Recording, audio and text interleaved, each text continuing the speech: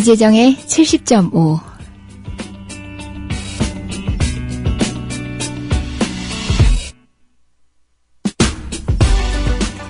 765라는 숫자를 아시나요? 밀양에서 건설 중인 송전탑 전합 규모를 말한대요. 그곳에 있는 어르신들의 오늘과 내일, 그리고 아련한 추억까지 앗아가려는 몹쓸 숫자네요. 오늘 여의도 국회의사당 앞에서는 그분들이 송전탑 건설 중단을 촉구하는 765배를 한다고 합니다. 날씨가 많이 추워졌습니다. 자연스레 옷깃을 여미게 됩니다. 체온을 지키기 위해 안으로만 꽁꽁 싸매지 않았으면 좋겠습니다. 체온을 나누며 더욱 뜨거워지고 싶은 오늘입니다.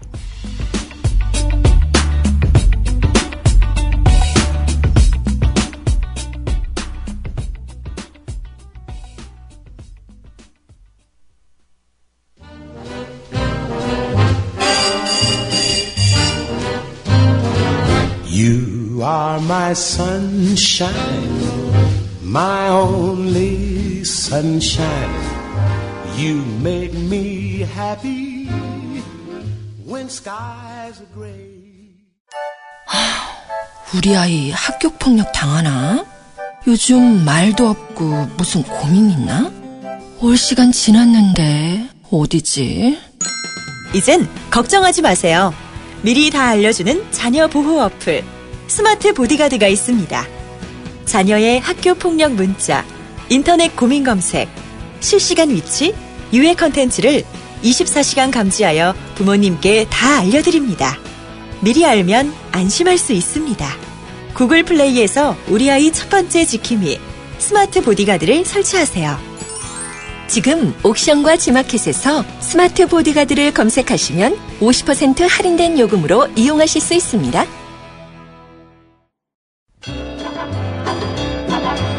책을 많이 봤는데 국어 점수가 왜 이럴까?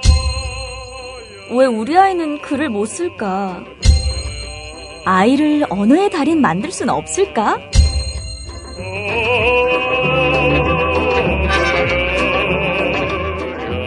아이의 국어가 고민인 엄마들의 필독서 초등공부 국어가 전부다. 전국 서점과 인터넷 서점에서 판매 중. 도서출판 예문당. 네, 여러분 어떻게 지내셨어요? 한 주 동안요. 이재정입니다. 이재정의 70.5. 오늘은 저 혼자 진행하지 않는 날이죠. 우리 변호사님 두 분, 박주민 변호사님, 이광철 변호사님 두 분 모시고 말씀 나눌 거예요. 이 코너 이름 정했어요. 이런 변이 있나?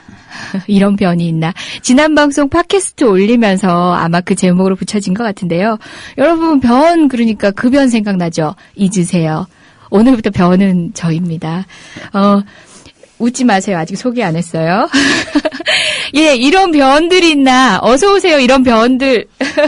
이광철 변호사님. 네. 안녕하세요. 네, 박지민 변호사님. 예, 안녕하십니까. 네, 여러분들 많이 지금 노래 나가는 동안 올려주신 글이 승리의 여신을 찬미하는 비웃으십니다. 아닙니다. 천만에요. 지금 돌 맞으려고.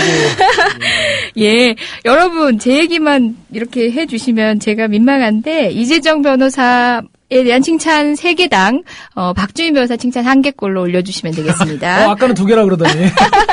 생각해보니까 제가 더 훌륭한 것 같아요. 네. 그래서 3개당 1개꼴로. 일단 이광철 변호사님은 방송 시작 전에 만세 삼창 정도는 하고 가야 되지 않냐 얘기하셨는데 뭐 조금 과한 것도 같지만 또 생각해보면 적절한 타임인 것 같아요.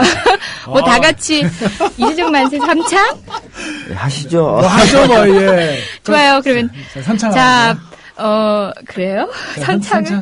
저 겸손해서 제 입으로 말 못하죠. 일단 이재정 변호사님은 가만히 계셔야 되고. 그렇죠. 그렇지. 그러면 이렇게 하죠. 저 3번 하는데, 제가 선창 1번 하고, 박주민 변호사님 선창 1번 하고, 제가 하고. 예. 그리고 제가 박주민 변호사 하나 정도 제가 거들어줄게요. 제가 하겠습니다. 자, 지금부터 박성재 PD도 마이크 켜고. 자, 하나, 둘, 셋. 이재정, 만세! 이재정 만세! 이재정 만세! 아유, 박주민도 만세. 아유, 감사합니다. 아유, 예. 정말 마땅한 일이었습니다. 아니 여기 계신 박주민 변호사님도 또 이제 다른 민변 변호사님들도 많이들 같이 해주셨어요. 저 혼자 한 일이 아닌데 괜히 깔때기를 제가 꽂는 바람에 저만 칭찬 듣고 있어서 무안하고 민망합니다. 가장 큰 역할을 하셨죠. 그렇죠. 네. 그렇긴 하죠. 왜 내 손으로 사인을 딱 저보고 말하라고 이렇게 사인을 주시죠? 아, 제가 지금 PD질도 같이 하고 있네요. 아니, 박주민 변호사님은 3일간 집을 못 들어가셨어요. 실제 지금 뭐 신혼이나 진배 없는 상황이신데 3일간 집을 못 들어가시고 그것까진 이해가 돼요. 근데 결국은 그 결과로 4일간 같은 양말을 신고 법정에 오셨습니다. 제 옆에 앉아서 참을 수 없는 냄새의 가벼움 위로 막 올라와요. 스물스물. 이 방송은 정말 참 갈피를 잡을 수가 없는.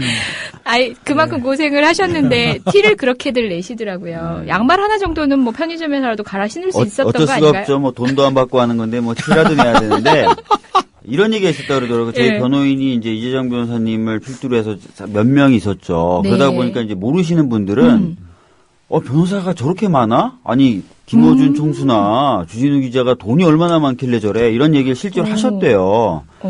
그런데 이제 저희 뭘 받고 하는 거죠 도대체? 뭘 받을 수나 있을까요?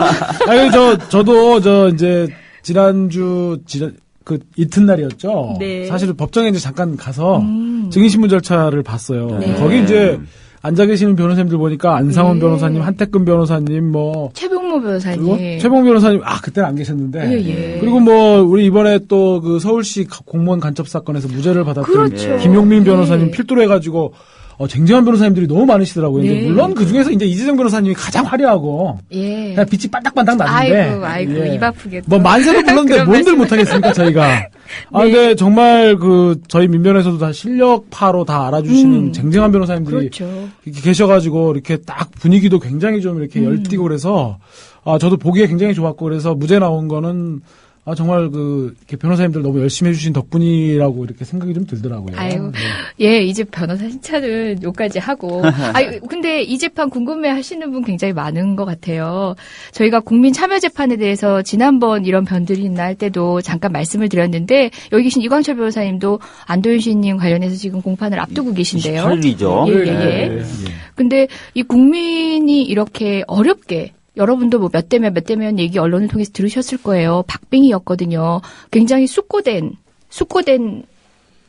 결과물이에요. 근데 이걸 굉장히 폄하하는 기사들이 오늘 아침에 쏟아지더라고요. 저도 오늘 저는 못 봤는데 기자분들이 저한테 전화를 해가지고 뭐 이런 기사들이 나왔다. 뭐 국참에 대해서 어떻게 생각하냐 이런 얘기들을 하셨다 그러더라고요. 그래서 혹시 뭐 그 기사 가지고 계십니까? 안 가지고 계시죠? 예. 아침에 네. 그 중앙일보 기사를 한번 봤는데 그런 표현이 나오더라고요. 그러니까 이렇게 변호인단이나 피고인들의 감성에 배심원들이 휘둘리고, 아이고.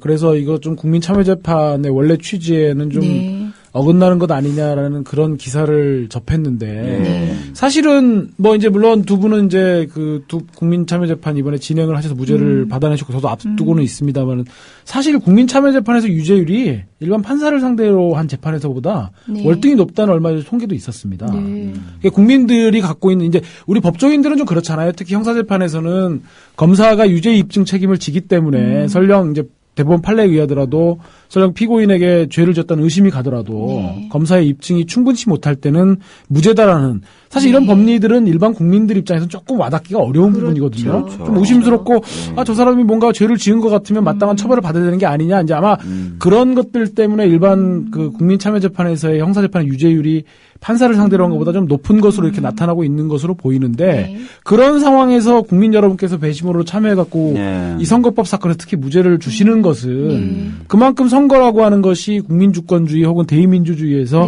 국민들이 어떤 대표자를 뽑는 과정에서 저런 정도의 문제 제기는 얼마든지 공론회장에서 우리 유권자들이 걸러낼 수 있는 거고 그걸 형사처벌을 통해서 입막음을 하려는 것이 타당하지 않다라는 그런 국민 여러분들의 그 수준 높은 저는 생각이 반영되었다고 봐요. 특히 뭐 제가 지난번 여기 방송에 나와서도 부산에서 국민참여재판의 판결문 읽어주셨어요. 소개해드렸지만 거기 보면 뭐 그 박근혜 대통령 후보 시절 이제 나돌았던 뭐 무슨 아이 파문, 뭐 최태민 목사 뭐 이런 얘기들도 막 여과 없이 했는데도 불구하고 국민들이 거기에서 무죄를 주셨던 거지 않습니까? 그러니까 그런 부분들에 있어서 국민들이 뭐 이렇게 결과만 가지고 뭐 감성에 휘둘렸다라고 하는 거는 국민들이 일반 그 국민참여재판에서 형사재판에서 무죄를 주는 판사보다 높은 비율에 비추어 본다면 그건 국민참여재판에서의 특정한 어떤 예를 들어서 김어준, 주진우라고 하는 사람들이 그 작년 대선에서 수행했던 반박근혜 진영이라고 하는 그런 결과하고 결부를 지어서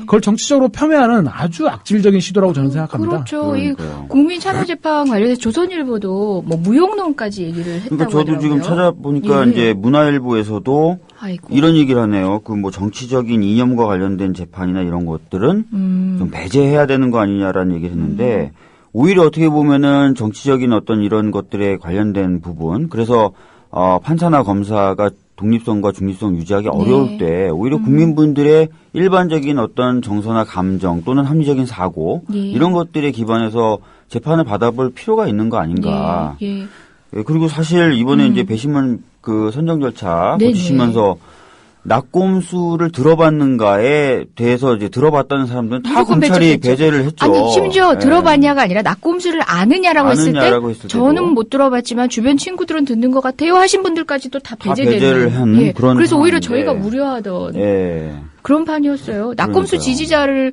뽑기 위한 건 절대 아니었지만 낙곰수에 대해서 좀 적인 느낌을 가지시는 분들만 모여있는 게 아닐까 하는 우려를 저희가 할 정도로 배심원 재판은 굉장히 꼼꼼하게 걸러져 갔거든요. 그리고 좀 웃겨요. 조선일보 같은 경우는 명색이 보수를 표방하고 있는 신문 아닙니까? 그러면 제도를 지키고 법에 대해서는 두 말도 할 필요가 없는 게 보수잖아요. 그러니까 새로운 것, 이 제도의 문제점을 얘기하는 게 늘 진보였어요. 근데 제도적으로 보장된 이것을 선택했다고 주진우와 김어준이 이런 식으로 국민의 감성에 기대기 위해서 꼼수를 쓴 것이냐 기사에다 썼대요. 아니죠. 예. 아니 실제로 피의자의 권리인데 피고인의 권리인데 재판 과정에서도 뭐 일단 국참에 대해서 좀 얘기한다면 저희는 그런 우려가 좀 있었잖아요. 낙곰수 방송이 특성이 있는데 약간 그 팟캐스트고 그래서 친구들끼리 모여서 이제 농담하는 식으로 진행되는 거기 때문에 이걸 안 들어보신 분들, 특히 이제 연세가 많으신 분들이 이걸 들으면 안 좋은 인상을 가질 것이라는 생각을 했었는데 검찰이 그걸 제한 없이 그냥 틀어버렸죠. 그렇죠. 저희가 여러 가지 반대 의견을 표명했지만 틀어버리고 뭐 이런 식으로 재판 진행 과정 자체가 사실 상당히 검찰 쪽에 유리하게 진행됐고 검찰이 감성에 호소했죠. 그런 측면에서는. 저희가 신청했던 증인이 희한하게도 한 명도 안 나왔죠. 그렇죠. 시사인 기자, 김은지 기자 빼고는 척박했습니다. 검찰이 신청한 증인만 전부 나왔고 우리가 신청한 증인은 한 명도 안 나오는 그 이유도 저희는 궁금한데 어려운 상황이었죠. 그런 상황에서 재판이 진행됐음에도 불구하고 배심원분들이 이렇게 판단했다는 것 자체를 생각을 해야 되는데 그런 얘기는 다 빼놓고 마치 뭐 일방적으로 감정적으로 호소만 해가지고 뭔가를 얻어낸 것처럼 얘기하는 것 자체가 사실과도 상당히 다르다는 얘기를 좀 해주고 싶네요. 저는 이제 국민참여재판에 대한 그 이른바 보수를 표방하는 가짜 보수 신문들, 뭐 조선일보, 동아일보가 대표적이고요. 이 신문들이 국민참여재판에 대해서 특히 딴지를 걸고 있는 걸 보면 지금 최근에 그 보수 신문들이 이 판사 재판 결과에 대해서 판사들 개인을 막 거의 테러 수준으로 하고 종북 판사라고 하면서 그렇죠. 이제 그 뭐 최근에 통합진보당의 경선 과정에서 그 뭐 업무방해가 아니라고 판결했던 송경근 판사인가요? 그리고 또 국가보안법에서 그 김일성의 시신에 참배했던 부분에 대해서 일부 무죄를 줬던 판사, 이런 판사들 해가지고 그 판사들을 튀는 판사니 전혀 말도 안 된다 이런 식으로 막 굉장히 인격적으로 비하하고 그래서 또 최근에 그 조선일보가 또 뭐까지 했냐면요. 그러니까 배당 제도를 되게 문제를 삼더라고요. 사건 배당. 배당을 예전에는 이제 재판부가 법원장이나 이제 저기에서 임의적으로 배당을 하던 거를 2008년도에 그 신영철 우리 현 대법관님께서 서울중앙지방법원장님을 하실 때 생생합니다. 그렇죠. 저희들 이 양반이 이제 특정한 보수적인 부장 판사에게만 그 촛불 사건을 몰아서 배당을 했다가 그 단독 판사들한테 항의를 받고 이제 그때부터 이제 컴퓨터 추첨식으로 제도를 바꿨는데 그러다 보니까 이게 이게 판사 잘못 만나면 전혀 말도 안 되는 판결이 나온다 이런 식으로 해가지고 적어도 중요 사건에 한해서는 저기 법원장이 이렇게 직접 그 판사를 지정해서 배당할 수 있는 제도를 만들어야 하고 또 그 판사들을 그 근무 평정과 관련해서 법원장이 면담을 할 수 있는 면담권이 보장된다. 지금 이런 식의 캠페인을 계속하고 있습니다. 이제 그러면서 이 맥락에서 지금 현재 국민참여재판에서 무죄가 나오는 걸 아주 그 교묘하게 악의적으로 비틀고 있는 거거든요. 결국은 이제 그런 일련의 시도들을 보면 조선일보나 동아일보가 쭉 해오는 것들, 뭐 중앙일보도 거기서 예외는 아닌데 쭉 해오는 것들을 보면 이런 메시지를 계속 주는 거죠. 너희들 우리가 표방하고 있는 가치, 즉 보수 가치, 한미동맹 뭐 이런 데서 그리고 재벌 중심의 그런 경제 이런 데서 어긋나는 판결을 할 생각하지 마라. 너네 그런 판결하면 니네 뭐 더 이상 뭐 판사로서 니네 앞길은 없다. 이런 메시지를 계속 주고 있는 것 같아요. 그렇죠, 그렇죠. 근데 국민참여재판 이렇게 얘기하면 지난 방송 때도 얘기했지만 일반 국민들은 또 언뜻 바로 즉자적으로는 그런 생각도 하실 수 있어요. 법률 문외한이지 않느냐. 그래도 판사님들보다는 좀 진중한 판단을 못 하실 수 있지도 않을까? 이런 생각하시는 분, 이 방송 듣는 분도 있을 수도 있어요. 근데 이 국민참여재판, 배심재판이라고 우리들 알고 있는 이게 뭐 우리나라가 처음 도입한 것도 아니고 도입하면서 수많은 논의를 거쳐서 어렵게 도입이 된 거죠. 박준희 변호사님 뭐 아시다시피 국민참여재판이 시작되기 전에 재판부에서 작성한 그 보고서, 의견서 같은 것이 전달이 됩니다. 그래서 사실관계 및 중요한 법리, 그다음에 중요한 참고할 만한 판례들 이런 것들이 다 제공이 되고요. 재판이 진행되기 전에 이제 그런 부분에 대해서 이제 재판장이 이제 설명을 다 하도록 되어 있고, 그 다음에 이제 수시로 재판 진행 과정에서 의문이 생길 것 같은 부분이 있으면 판사가 다 일일이 해설을 해주고 넘어갑니다. 그리고 법적으로 필요한 부분들은 그리고 아시다시피 이제 질문을 받을 수 있고요.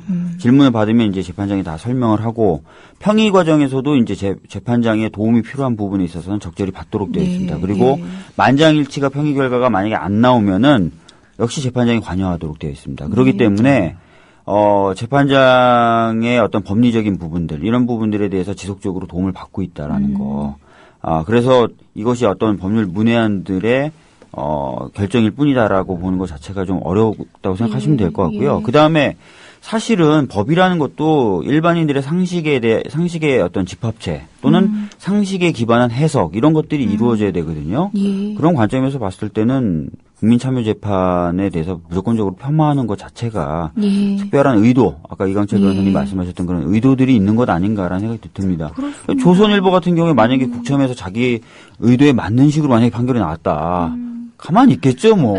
제대로 생각하겠죠. 국민참여재판 위대한 국민의 승리다, 이렇게. 위대한 국민의 승리라고 하겠죠. 그러니까 그런 식으로 자꾸 이렇게 편파적으로 판단하는 것 자체가 좀 문제가 있다고 보입니다. 국민참여재판이 그 오랜 역사를 가진 거예요. 영미법계에서는 오랜 기간 전부터 이제 시행되면서 검증돼 왔던 제도고 우리나라도 도입되면서 얼마나 많은 논의들을 거쳤습니까?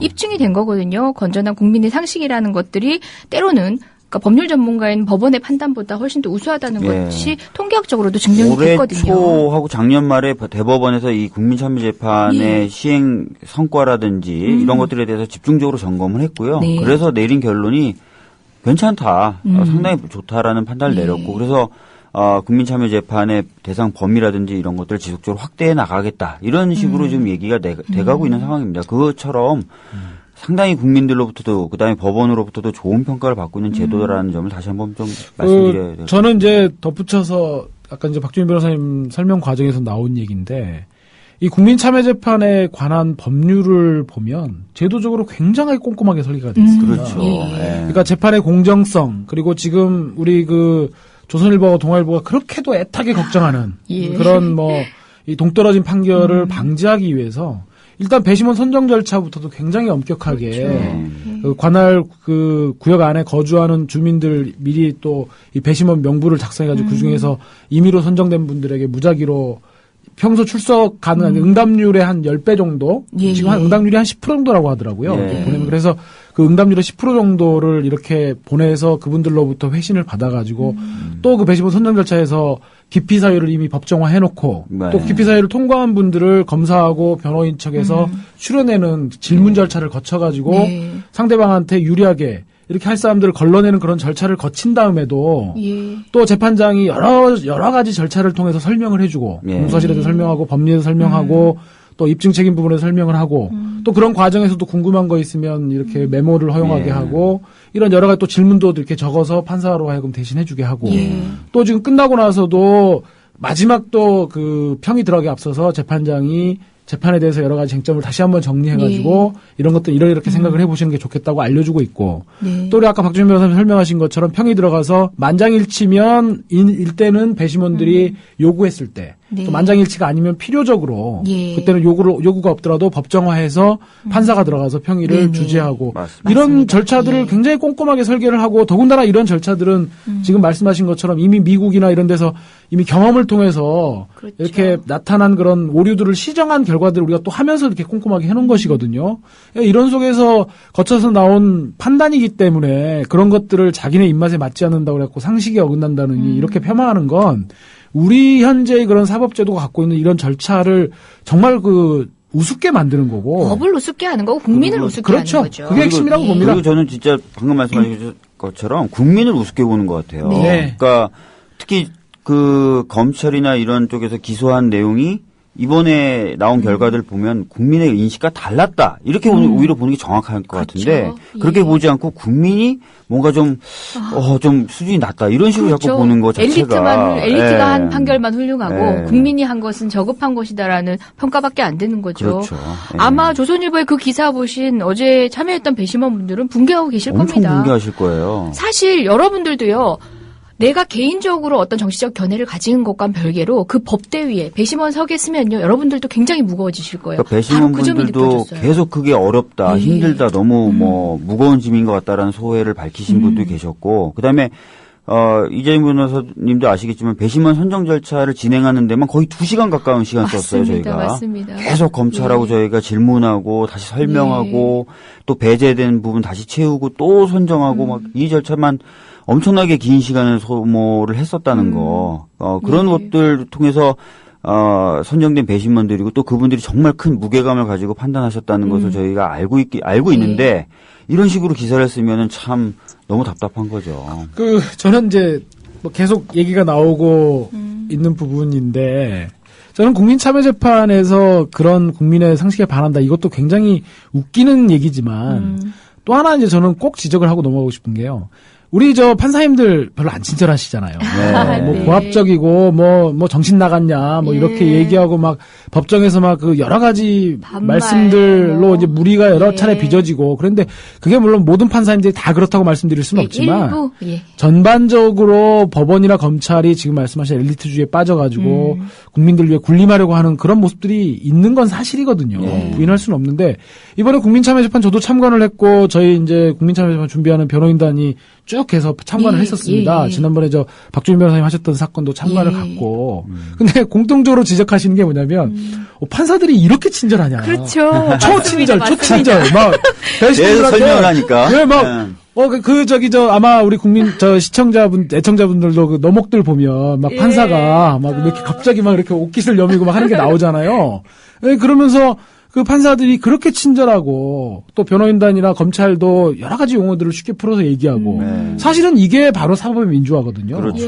이런 성과들 속에서 국민들이 그런 것들을 인식하고 법리하고 국민 상식들을 접합해서 내리는 판결들에서 이렇게 저항하는 것은 사실은 엘리트주의의 또 다른 발현이고 국민들을 다 우습게 하는 거죠. 뭐 소수 엘리트면 우리가 주무를 수 있는데 국민은 못 주무르니까 그러니까요. 이런 욕심을 내는 겁니다.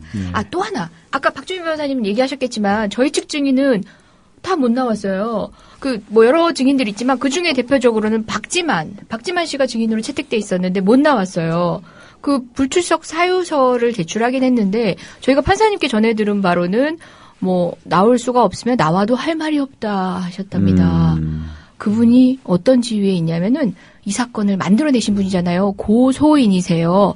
고소를 했으면 내가 이런 피해를 봤다라고 응당 나와서 말씀하시는 게 맞잖아요. 그렇죠. 그래서 사실은 주진우 기자도 그렇고 이 부분에 대해서 상당히 좀 분노를 한 부분이 있는데 이런 식이 가능한 거죠. 그러면은 앞으로 저렇게 유명하신 분들은 막 고소를 하신 다음에 자기는 안 나와. 나머지는 니들이 알아서 해라 이렇게 하신다는 거예요. 그러면 이제 사실 당하는 사람만 괴로운 거고 자기는 너무 즐겁겠죠. 이런 식으로 하면 안 되죠. 돈도 있으시겠다. 적어도 고소를 했으면 나와서 자기가 어떤 입장이고 어떤 생각이다. 난 이래서 고소를 했다는 걸 법정에서 현출을 시켜줄 필요가 있죠. 적어도 그 정도도 안 할 거면서 막 고소를 남발하는 것 자체가 어떻게 보면 또 하나의 어떤 권력 행사 이렇게도 볼 수 있는 거거든요. 아니 그분이 뭐 그냥 개인이실 수도 있습니다. 그렇지만 어떻습니까? 그분의 누님이 우리나라 대통령입니다.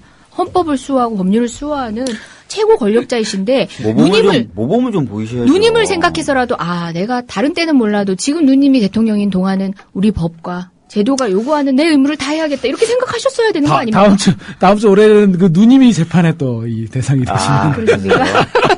참 어렵습니다. 누님께서 그런 생각이 들더라고요. 그분이 또는 그분의 입을 대변한다고 느껴지기까지 하는 우리 검찰에서는 이런 말씀들을 하셨어요.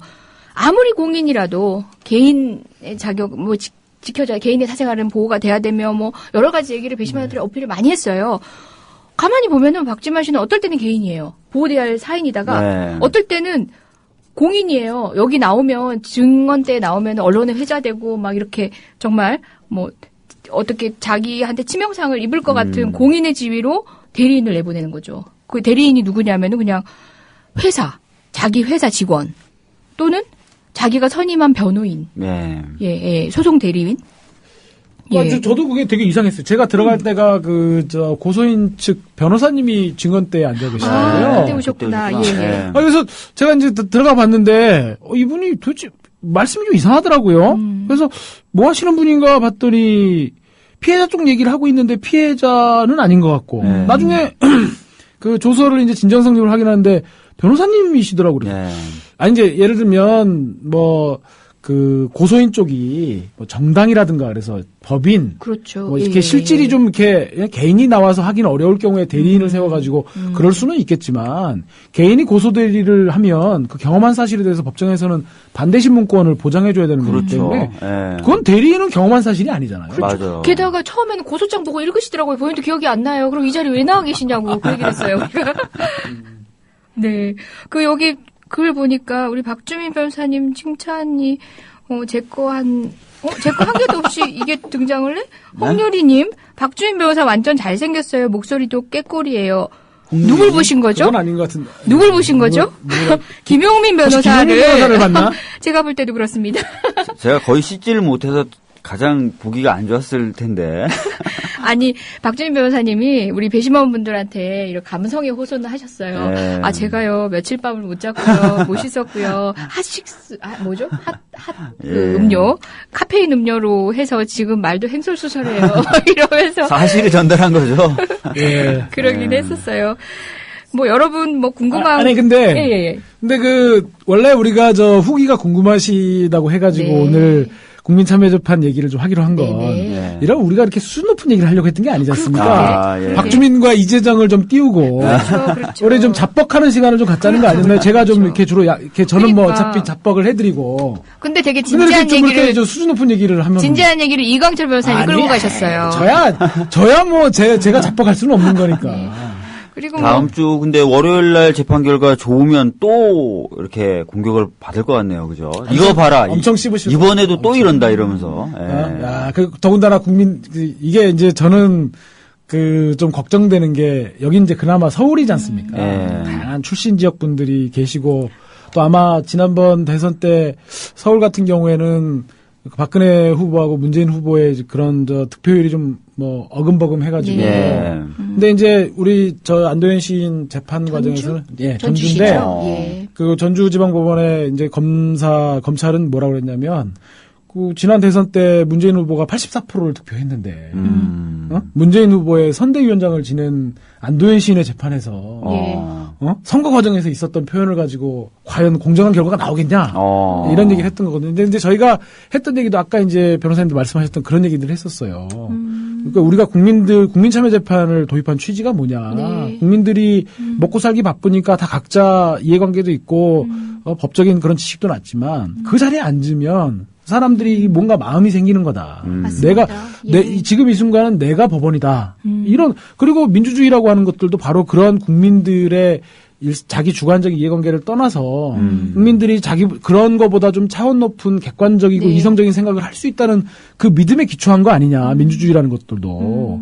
그런 게 아니면 옛날에 중우정치처럼 국민들 다 제껴버리고 소수 엘리트들이 하면 되는 거지. 손쉽죠. 네, 그런 거기 때문에 그러한 검사님의 말씀 자체가 국민 참여재판의 취지에 어긋나는 거다. 예. 이제 그렇게 해서 지금 참여재판이 진행되는 것이기 때문에 뭐 이제 또 감수해야죠. 야, 네. 아이 근데 거기 또 지역적 편향성 이런 걸 또 문제 삼을 엄청 문제 삼을 겁니다. 요즘에 조선일보. 새누리당 네. 분들이 주로 써먹는 게 지역 감정 뭐 예. 이런 걸 많이 요즘에 하시던데. 그런데 저는 이제 새누리당 분들에게 물어보고 싶어요. 그 부산지방법원에서 그러면 당신네가 그렇게 많은 득표를 하고 예. 그랬던 부산지방법원에서도 그 배심원들이 그 박근혜 후보에 대해서 그런 노골적인 욕설을 한 거에서 무죄 나온 거는 어떻게 생각하냐. 좀 물어보고 싶습니다. 대답 안 할 겁니다. 아니 근데 저희가 이렇게 얘기를 하면서 국민 참여 재판을 하면은 뭐 저희가 지금 어쨌든 관여하고 있는 사건들이 모두 무죄 나올 것처럼 이렇게 얘기하는 것 같아 보이지만 그렇지 않습니다. 저희도 이번 낙검수 멤버들 재판 과정에서도 정말 설득하는데 많은 공을 들였고요. 그렇죠. 예, 굉장히 힘들었습니다. 그리고 결과도 그분들의 수고의 결과라는 네. 게 무게감 있게 느껴지는 결과였고요. 네. 마찬가지로 이광철 변호사님도 진짜 준비를 많이 하셔야 될 거예요. 그분들이 오너라 무죄 시켜줄게 하고 기다린 분들이 절대 아니거든요. 오히려 법관보다 더 설득하기 어려운 분들입니다. 맞습니다. 그렇죠? 예, 저희들 예. 뭐 지금 저희들도 밤새고 막 난리 아닙니다 지금. 국민참여재판 정말 이렇게 힘든 줄 몰랐어요. 처음인데. 체력이 진짜 필요하고요. 맞습니다. 진짜 저희 이틀 하시나요? 어떻게 하루 하시나요? 하루만 합니다. 하루. 네. 그나마 다행인데요. 네. 이틀 하니까 완전히 이거는 군대 갔을 때 그 야간 지속 훈련이라고요. 잠 안 자고 다음날 계속 또 훈련 받는 거 있거든요. 예, 그 느낌이 들더라고요. 정말 그 다음 날은 우리 즉 막 첨예하게 막 박빙 막 그런 경로를 벌이고 있는데도 졸려요. 네. 그래서 우리 뭐라고 얘기했냐면 이렇게 PPT도 열심히 준비하고 증거 자료도 분석해서 많은 준비를 했는데 재판정에서 정작 변호인들이 입이 풀려가지고 네. 발언을 제대로 못하면 어떡하냐. 근데 제가 법정에 갔을 때 이제 박준 네. 변호사님은 안 계셨는데 네. 이재정 변호사님은 그 와중에서도 이렇게 딱 자세를 딱 잡으시고. 그렇죠. 일단 얼짱각도로 이렇게 딱 검사를 이렇게 딱 검사를 이렇게 주시하고 있는 모습이 역시 뭐. 근데 알고 봤더니 그때 이제 눈이 풀린 상황이었다는 거 아니야? 눈 뜨고 자고 있었어요. 여러분 학창 시절 경험 그러니까 있으시죠? 만약에 이재정 변호사님이 작정하고 눈 한번 뜨면 네. 어떻게 되는 겁니까? 다 죽었어요. 다 죽었어요. 근데 잘하고 있는 거죠. 근데 이 만세. 재판 과정에서 끝이 안 사실은 제가 즐겁고 또 재밌었던 게 이제 같은 변호사들끼리 호흡이 정말 잘 맞았는데 네. 호흡이 잘 맞는데 첫 번째 이재정 변호사님 상당히 그 윤활유 같은 역할을 잘 해주셨어요. 그 연배 높은 정말. 변호사님부터 후배 변호사들까지 잘 이렇게 아울러 주시는 모습을 보여주셨고 네. 그렇게 부드러운 모습을 보여주시다가 이 경찰에 대한 반대 신문을 하실 때는 경찰이 거의 경찰보다 죄송합니다 이게 실명을 또 아실 수도 있는데 정말 잘 효율적으로 공격을 하시더라고요. 그래서 대단하시다. 그동안 그럼요. 사실 연수원 동기다 네. 보니 네. 알고 지낸 지는 오래였지만 재판을 같이 한 건 이번이 처음이었거든요. 근데 정말 훌륭해지셨구나. 지셨구나. 연수원 네. 때는 서로 다 찌질한 사이고. 예, 우리 좀 찌질하게 살았습니다. 아까 이재정 변호사님이 양말로 이렇게 디스를 하시니까 네. 우리 그때 심어주시네. 그거 아니에요. 디스를 심어주시네. 칭찬인 듯 하면서. 뒤끝이 있으시네요. 예. 예, 찌질한 사람이었어요. 제가 오빠라고는 나이가 좀 저보다 있으셔서 오빠라고는 부르고 있지만 나이가 좀 있으시다는 표현은 상당히 저보다 어리시다는 뜻으로 막 그런 오케이를 걸로 하실 일단- 수가 있어요. 예. 그런 걸로 정리하고 가시고 실은 그쪽 검찰이 3명이 나왔는데 검사님 중에 한 분도 또 제 친구였어요. 그 친구도 이제 고생을 하고 있는 전혀 친구인데 양보가 없으시던데요, 예? 그분이. 예? 그분이 전혀 양보가 없으시던데요. 예. 아니 나중에 마치고 돌아가면서 그런 얘기를 하더라고요. 살살 좀 하자. 살살 좀 하자. 뭐 이제 모든 검찰을 정치 검찰이라고 폄하하고 싶은 생각은 없습니다. 그분들도 그분의 역할에서 했겠지만 여튼 그런 경론 끝에 이제 한치의 양보도 없이 진행됐던 싸움에서 배심원들이 네. 판단하신 저희가 거죠. 스스로 평가하는 부분은 아니고요. 끝날 무렵에 재판장님이 이렇게 얘기하셨죠. 음. 최고 수준의 공격과 방어가 예, 진행됐다. 그거 언론에 나왔습니다. 그렇게 오, 예. 얘기를 굉장히 하셨죠. 잘하셨다. 네. 진짜 변호인들도 변호인 나름대로 그리고 검찰분들도 검찰 나름대로 제가 경험해 봤을 때 해봤던 그런 변론들에 비춰봐서도 정말 최고 수준의 공격과 방어가 서로 간에 이루어졌던 것 같고 그 점에 있어서는 아마 검찰분들도 네. 결과는 뭐 마음에 드시지 않겠지만 그 점에 있어서는 또 만족하실 수 있지 않을까. 그 사실은 그 살살 좀 하자 상대방으로부터 얘기가 최고의 상찬이죠. 그렇죠. 뭐 진짜 야 뭐 이렇게 열심히 하냐 이제 나 졌다 이제 이런 얘기이기 때문에 네. 살살 좀 하자 이거는.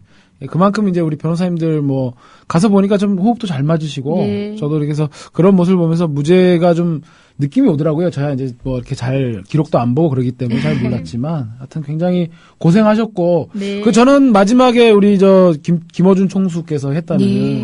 그거 정말 감동적이었죠. 그 잘못된 것을 잘못됐다고 말할 수 있는 근본적 자유를 허락해 준 국민 여러분께 감사한다라고 했을 때 그 국민이라는 건 사실 그 자리에 앉아있던 9분의 그림자 배심까지 합하면 10분의 10분으로 체현된 그 국민이지 않습니까? 그렇죠. 그래서 그 밖에 다른 국민도 포함한. 전 정말 그런 말씀들을 들을 때마다 사실 이제 뭐 우리 박주민 변호사님이나 이재영 변호사님이나 다 우리 이제 민변하면서 표현의 자유에 대한 이제 근본적인 이제 그런 공감대도 있고 고민들이 있지 않습니까? 근데 정말 저는 특히 대의민주주의, 우리가 직접민주주의가 아니라 광장에서 하는 직접민주주의가 아니라 대의민주주의 체제를 취하고 있는 어쨌든 간에 뭐 저희는 불가피하잖아요. 대의민주주의가. 뭐 국민들이 다 참여할 수는 없는 거고. 이제 그렇다고 하면 저는 개인적으로 대의민주주의 체제의 성패는 3가지에 달렸다고 보거든요.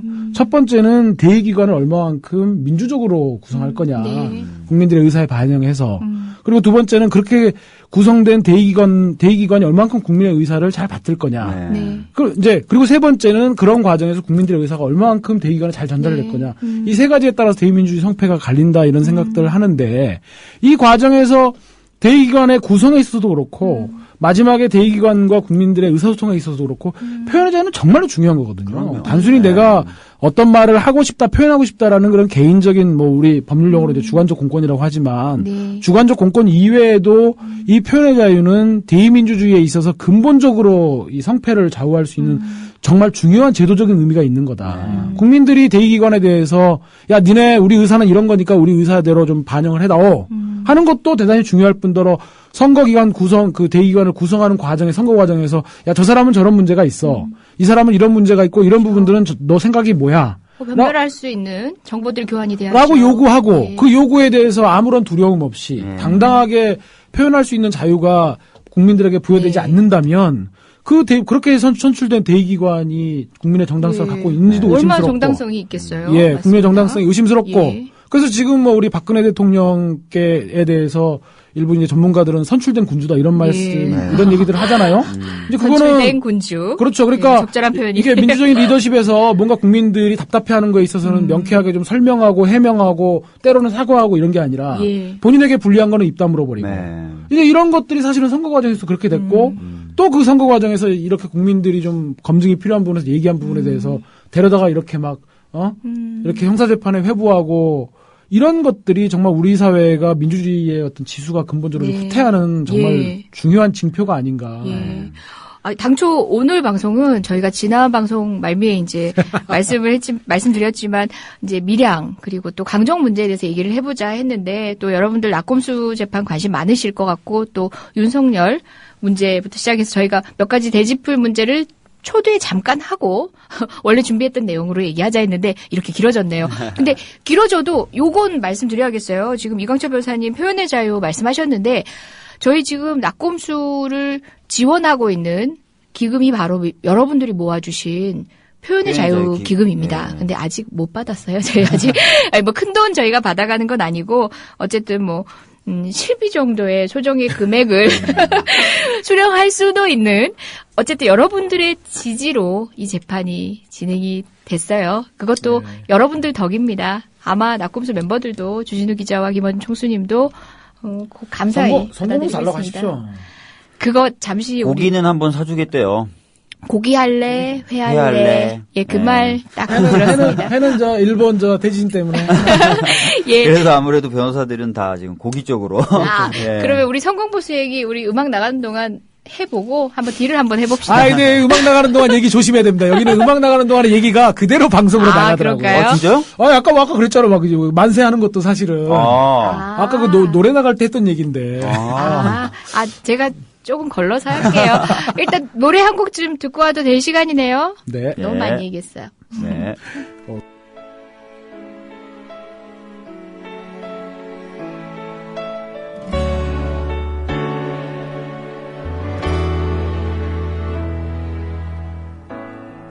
슬픔은 없을 것 같아요. 우산 없이. 예, 여러분은 지금 이재정의 70.5를 듣고 계십니다. 70.5 특별 코너. 이런 변들이 있나, 이런 변들 모셨습니다. 이광철 변호사님 계시고요. 박주민 변호사님 계십니다. 예. 저희가 모두의 낙검수 재판 간단하게 여러분들하고 그 소회를 나누고 한다는 게 소회를 나눈 시간이 거의 방송의 절반을 잡아먹었습니다.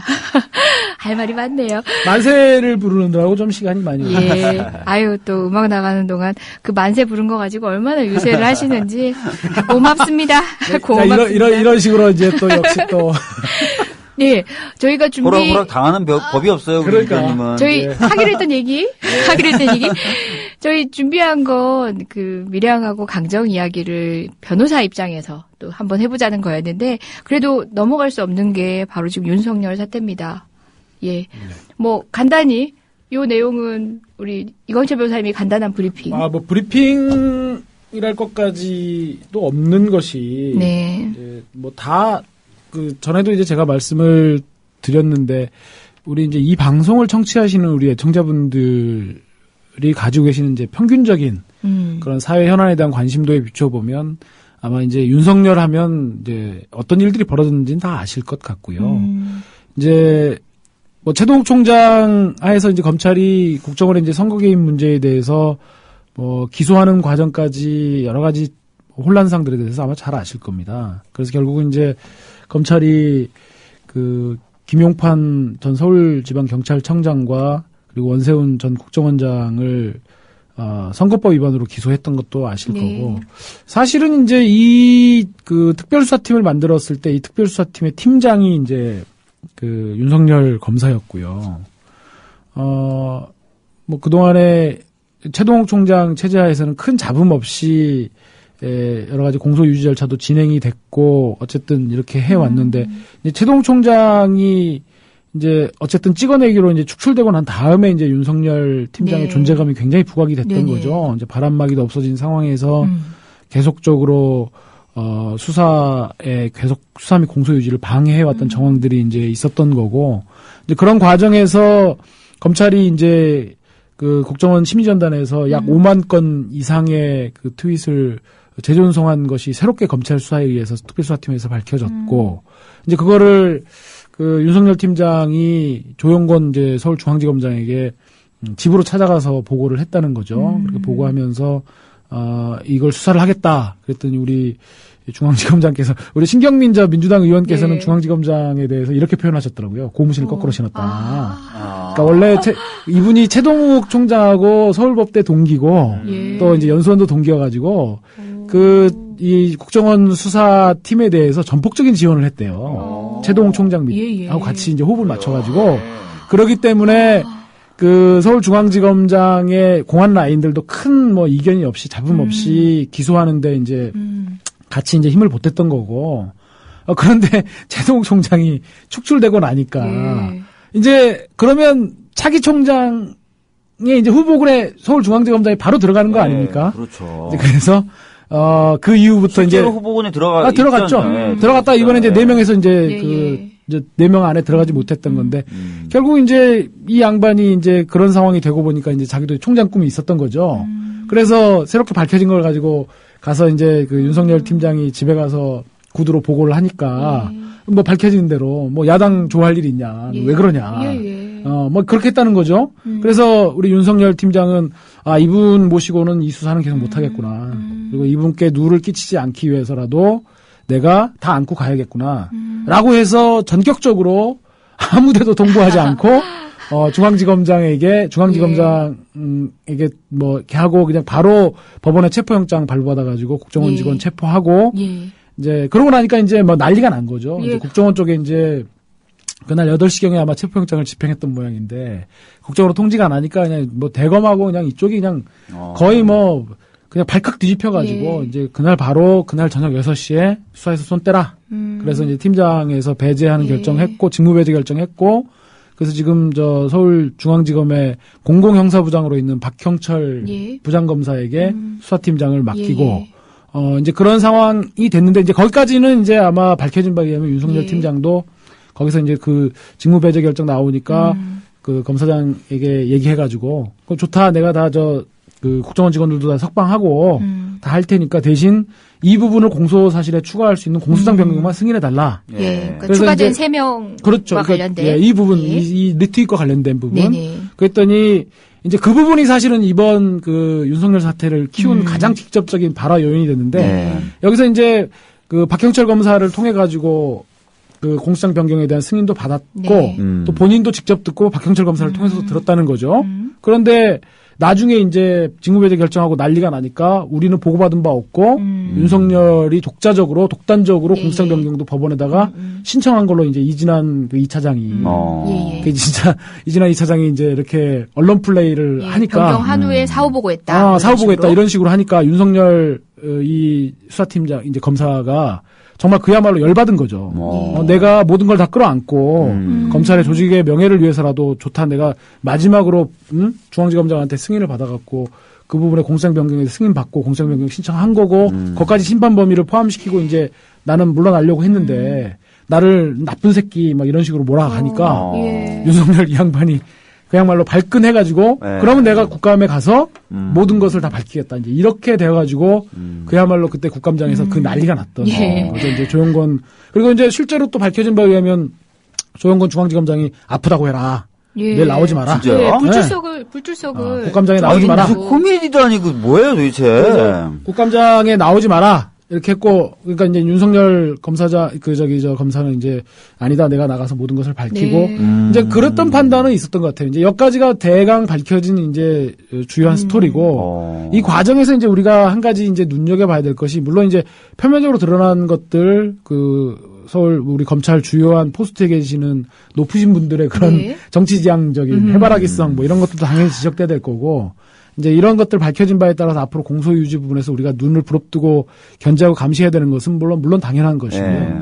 이제 우리가 여기서 이제 이 방송에서 우리가 이제 애청자분들께 정보를 드린다는 차원에서 한 가지 이제 그 관심 있게 지켜봐야 될 부분이 이 윤석열 검사의 평소 스타일과 검찰 내에서 평가 이례적으로 오늘 조선일보가 우리 윤석열 검사를 대단히 칭찬하는 기사를 냈어요. 왜요? 왜 그랬을까요? 그래서 윤석열에 난 윤석열 지청장은 왜 돌직구를 던졌나 해가지고 그러니까 굉장히 강단 있고 굉장히 훌륭한 검사다. 제가 그냥 들은 얘기 하나 좀 말씀드리면 저도 궁금해서 그 대학 동기인 검사한테 한번 물어봤더니 굉장히 보수적이시고 그래서 이해창 후보가 대선에 나올 때마다 이해창 후보를 찍을 정도로 딴 사람을 선택한 적이 한 번도 없이 그냥 오로지 그쪽으로만 계속 투표를 해왔던 그런 분이라 그러시더라고요. 비밀 투표에 어긋나는 아닌가 지금 방송에서 계속 뭐 그렇다 하더라도 말씀하세요. 본인이 그렇게 얘기를 하셨다. 그냥 넘어가는 법이 없군요, 우리 지정 변호사님. 무서워서 방송을 못 하겠어. 왜 불러놓고 그래요? 사람을 불렀으면 뭔가 좀. 자, 하던 얘기에 몰입. 네, 그래서 오늘 저도 이제 조선일보 이 기사가 이제 뭐 네이버나 이런 데 검색이 돼갖고 조선일보 잘 안 들어가는데 그게 딱 봤는데 재밌네요. 정말 재밌는 기사가 났어요. 오늘 조선일보에 뭐라고 돼 있냐면 이분이 검사 6년 차 때 당시에 경찰청 정보국장이던 박희원이라는 사람을 구속을 했는데 이게 이 사람이 치안감이랍니다. 우선 직급이 경찰의 치안감이면 상당히 높죠. 군인으로 치면 투스타 아닙니까? 그러니까요. 그런데다가 이 양반이 이 박희원이라는 사람이 호남 출신이어갖고 DJ에 굉장한 총애를 받았대요. 이게 99년도에 있었던 일인데 이 사직동 팀이라고 청와대 하명을 받아갖고 이 내사하고 이랬던 그 팀을 직관하던 사람이기도 하고 사직동 팀이라면 엄청난 파워를 경찰 내에서 최고의 실세. 누구도 건드리지 못했던. 근데 이 윤석열 검사가 6년 때 이 양반 이 수사를 하면서 뚝심으로 구속을 시켰대요. 그러면서 이 검찰 내에서는 이거 하나만으로도 굉장한 검사라 이렇게 저기를 받았고 이 양반이 그리고 그 노무현 정부 시절에는 안희정하고 강금원을 또 구속해서 수사를 했던. 그러니까 그때 당시에 정말 노무현의 정말 실세. 진짜 실세인데. 실세죠. 강금원도 노무현 대통령의 정말 평생의 후원자였고 이런 구속을 했던 그런 사람이 있고 굉장히 강단 있고 뚝심이 있는 사람이다. 그러면서 조선일보가 제가 되게 오늘 예? 이 신문이 요즘 들어서 굉장히 줄타기를 하고 있다는 느낌을 받는데 근데 지금 왜 그런 기사를 내고 그러니까요. 있죠? 그러니까 조선일보가 이제 일단 평가한 걸 보면 예. 이번 사태를 무슨 공안과 특수라인의 대입으로 본다든가 이런 것들은 전혀 아니다. 조선일보가 그런 걸 하면서 이렇게 해서 일단 그래서 저희가 이제 유심히 봐야 될 부분이 바로 이 윤석열 검사의 이제 캐릭터 이런 부분도 하나 좀 봐주셨으면 좋겠고 또 하나 이제 방금 이재영 변호사님 말씀하신 것처럼 조선일보가 작년 12월 11일 이래로 제가 알고 있기로 뭐 정확하지는 않겠지만 이 국정원 대선 개입 사건을 일면에 올린 일은 아마도 그 기소하기 수사 발표하기 전날 검찰발 김빼기. 예, 김빼기였던 날. 그걸 날. 일면 중간쯤에 배치한 거 말고는 제 기억으로는 없어요. 그리고 그 조선일보 정치부장하는 김창균이라는 작자가 일면 오른쪽에다가 칼럼을 실어가지고 대선에 개입하려고 했으면 뭐하러 뭐 링키닷컴 순위 330위에 들어가서 그런 짓을 했겠냐는 그런 그 칼럼 말고는 없었던 거죠. 근데 이번에 5만 건 밝혀졌을 때 조선일보가 일면 톱으로 올렸어요. 네, 그리고 맞아요. 동아도 거의 그러지 않았나요? 지금 조선일보가 이 윤석열 검사의 이런 파문에 대해서 이건 뭐 정말 그 노골적인 제가 보기에 설령 이런 사람이 있다고 해서 조선일보가 이런 사람을 이렇게 한 적이 제 기억으로 없고 이런 신문이 아닌데 뭔가 의미 있는 저는 변화의 조짐이라고 생각해요. 최근에 뉴욕타임스도 그렇고 또 프랑스의 외신이 보도를 많이 하고 있죠. AFP도 이게 지금 허우적거려서 10개월 동안 이제 벗어나질 못하면서 점점 뜨거워질 것 같다라는 그런 보도들과 아울러서 조선일보가 뭔가 다음 수를 보고 있는 것 같다라는 생각이 듭니다. 이게 지금 사실은 윤석열 파문이 결정적으로 지금 그 국정원 대선 개입 그 국면을 질적으로 바꿔놓고 있거든요. 지금. 이런 강단 있는 검사가 그렇게까지 국감장에서 대가리 받고 이렇게 한 것 자체가 국민들한테 어떻게 보이겠습니까? 사실 자기 인생을 걸고 한 건데 굉장히 이게 좀 스토리도 있고 정말 오랜만에 보는 정말 원칙 있는 검사의 모습인데 이걸 조선일보가 노골적으로 옹호하고 나섰다고 하는 게 정말 최근에 박근혜 대통령의 이런 이 국정원 대선 개입 공작에 대해서 조선일보가 다음 수를 내다보고 지금 뭔가 이 전환을 시도하고 있는 저는 유의미한 조짐이 아닐까.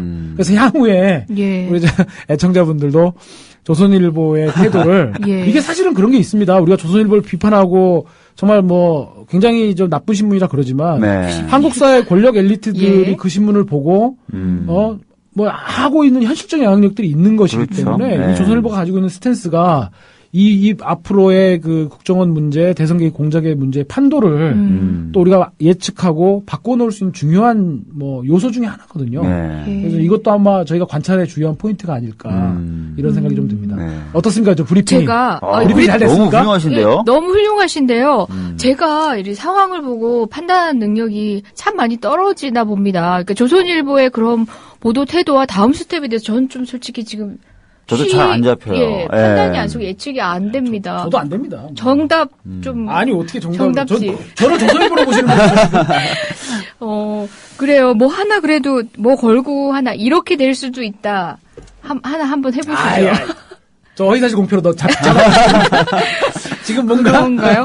저는 그래요. 워낙에 이 녹록하지 않은 집단이면 분명하고 저 사람이 저런 스탠스일 때는 다음 스텝은 대체 뭐라는 건가? 그러니까 아마 조선일보 입장에서도 저런 식으로 이제 검찰총장이 이제 제껴지면 뭔가 마무리가 될 것 같은 느낌이었는데 윤석열 검사가 나온 거잖아요. 네네. 그러면 느낌상 그러지 않을까? 그 수사팀에 있는 검사들이 다른 보도들 보면 다 일치 단결해 있다라는 보도가 있습니다. 그러면 그 8명의 수사팀 검사들이 알고 있는 바들이 또 있잖아요.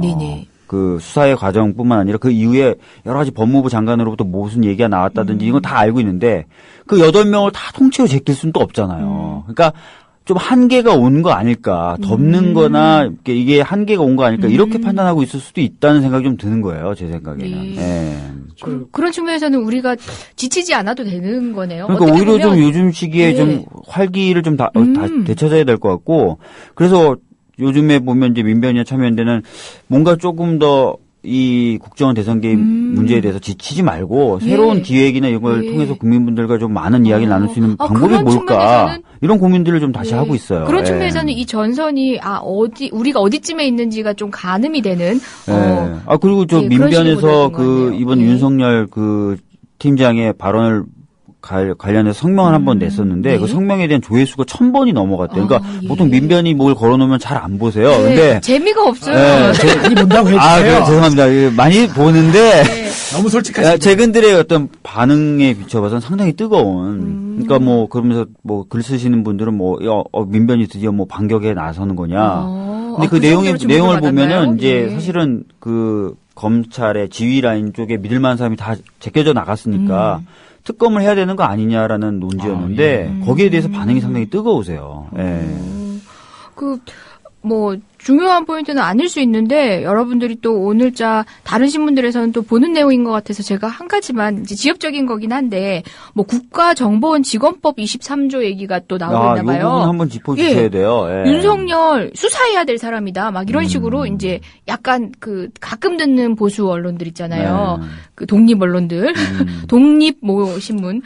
그래서 뭐 이런 얘기들 많이 하는 것 같은데 국가정보원법 23조에 의하면 정확히는 국정원 직원을 구속 수사할 경우 국정원 원장에게 꼭 그런 건 아니고요. 돼 있다. 사망을 보시면 네네. 사망에는 그냥 수사. 네. 네. 1, 2항은 구속에 대한 얘기고요. 사망 부분은 그냥 수사에 대한 부분이기도 합니다. 근데 이 부분 뭐 제가 잘 모르지만 말씀을 좀 드리면 이 수사를 시작할 때 국정원에 대한 직제나 직원 명단을 검찰에 달라 그랬대요. 왜냐면 알아야 통보를 하니까. 근데 전혀 제공이 안 됐답니다. 그래서 어떻게 진행이 됐냐면 일단 체포나 이런 거 수사를 시작하면 국정원에서 연락이 온답니다. 그 사람은 국정원 직원이다. 그러면 그때서야 아니까. 이제 국정원 직원이니까 그때 아니까 그럼 바로 통보를 해주는 식이었다 그러고 이번에도 사실 이 사람들이 국정원 직원인지 아닌지는 모르잖아요. 일단 근데 여러 가지 어떤 대선 관련된 글들을 조직적으로 유포하고 한 것이 정황이 잡혔으니까 일단 체포를 한 거고 해서 바로 진짜 10분이 안 돼서 채 10분이 안 돼서 통보가 와서 국정원 직원이다라는 얘기가 와서 바로 알려줬다는 거예요.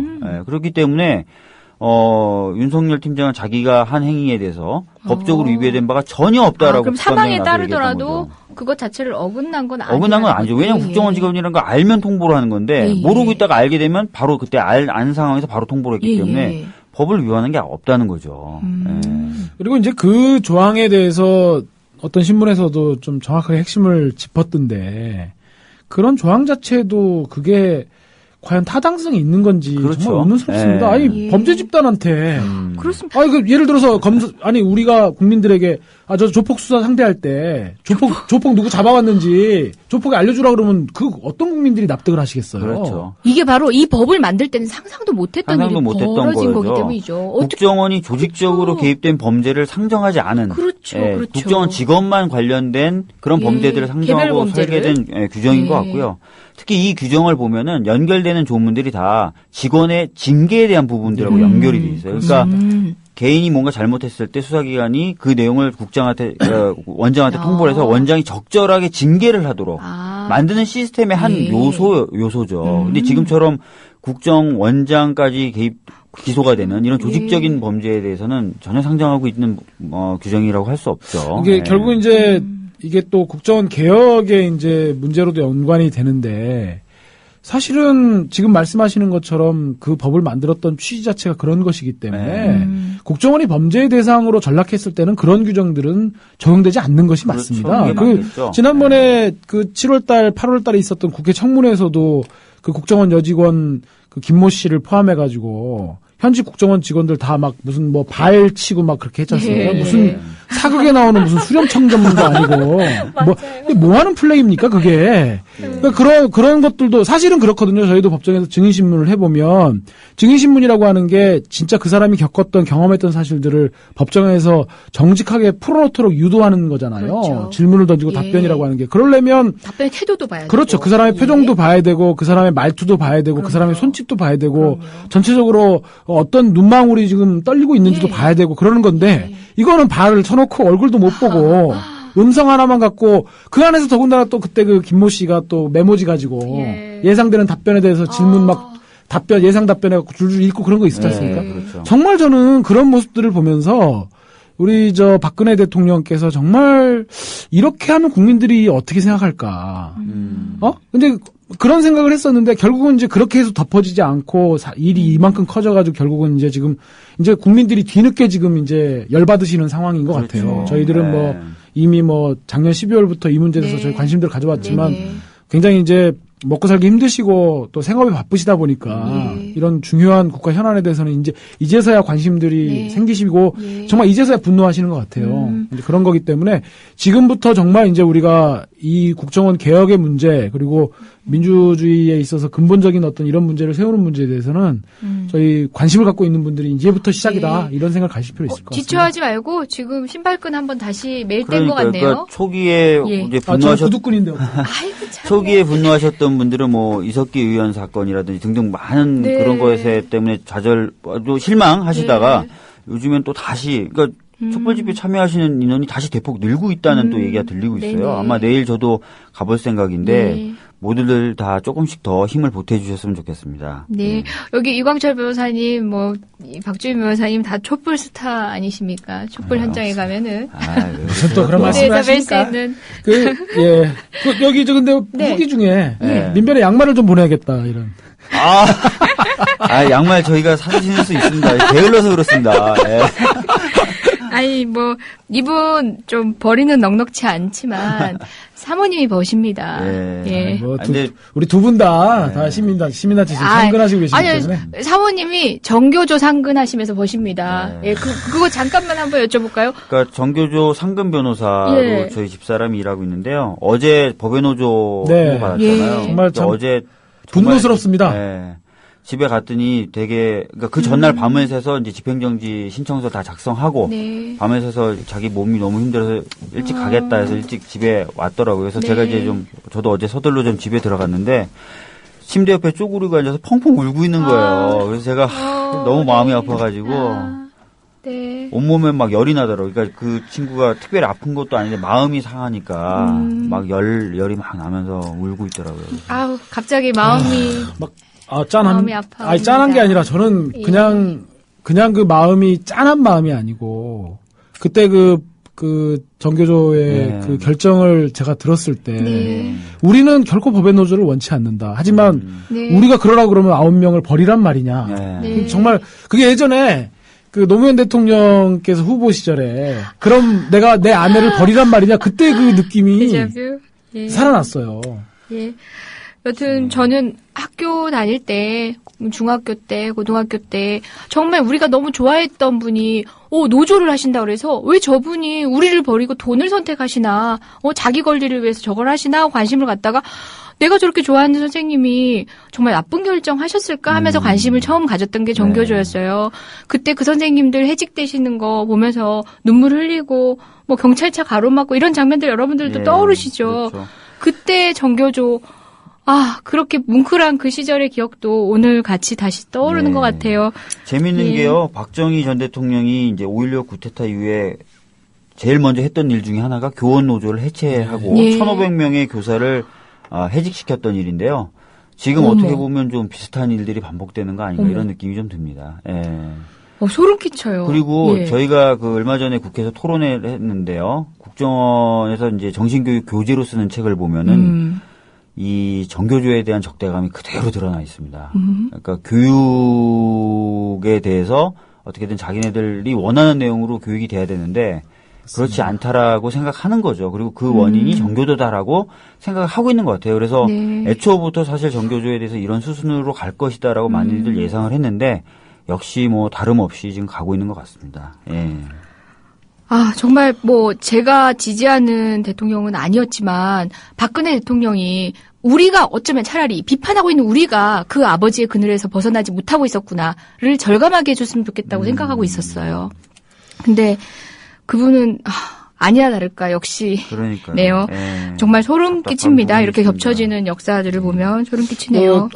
이제 오늘 사실 저희들이 다루기로 한 주제는 아니었는데 저는 이제 정교조 말씀을 드리면서 하나만 다음번에 저희들이 한번 다뤘으면 하는 주제이기도 하고 이게 사실 이제 이명박 정부 들어서면서 일상적이고 저강도의 공안 탄압들은 계속됐지 않습니까? 그렇죠. 표현의 자유로 더군다나 우리 MB 각하께서는 돈을 너무 좋아하셔가지고 뻑하면 손해배상 청구하고 그랬는데 이 박근혜 대통령 시대 들어서면서 이 공안 탄압의 양상이 점점 강도가 세져가지고 물론 박정희 유신 통치 시절처럼 막 사람을 잡아다가 순식간에 막 사형 집행하고 그런 건 아니겠지만 이게 정보기관을 동원해서 사람을 사찰하고 미행하고 이렇게 찍어내기를 하고 이런 일련의 과정들을 보면 우리가 지금 그러면서 또 전기조도 지금 결국은 법의 노조로 벼락해서 떠밀었지 않습니까? 이런 것들을 보면 우리 사회의 근본적인 그 민주주의가 정말 그야말로 질적으로 후퇴하고 있는 그런 느낌이 들고 그래서 이런 공안 탄압의 양상에 대해서도 우리가 좀 각별하게 관심을 갖고 한번 봤으면 좋겠습니다. 그러니까요. 예. 그럼 오늘 뭐 간략히 지금 이슈가 되고 있는 문제에 대한 간략한 논평들을 모두에 잠깐만 하고 말려고 했는데 벌써 상당한 시간이 지났어요. 저희 뭐 잠깐 정리하는 동안 노래 한 곡 듣고요. 우리 밀양 이야기 그리고 제주 강정 이야기 한번 해볼까요? 예.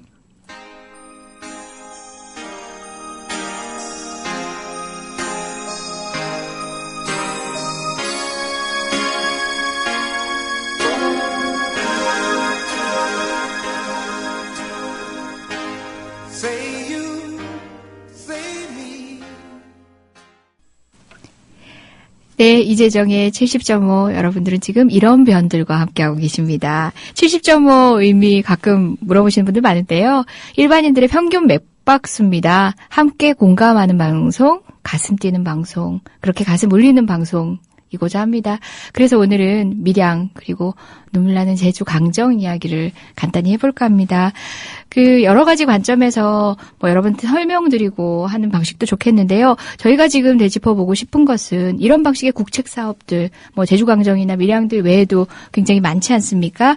국책 사업들을 늘 일방적으로 결정하고 그리고 주민들을 탄압하면서 밀어붙이는 것들에 대해서 그 전반적인 양상에 대해서 한번 공통적으로 훑어볼까 합니다.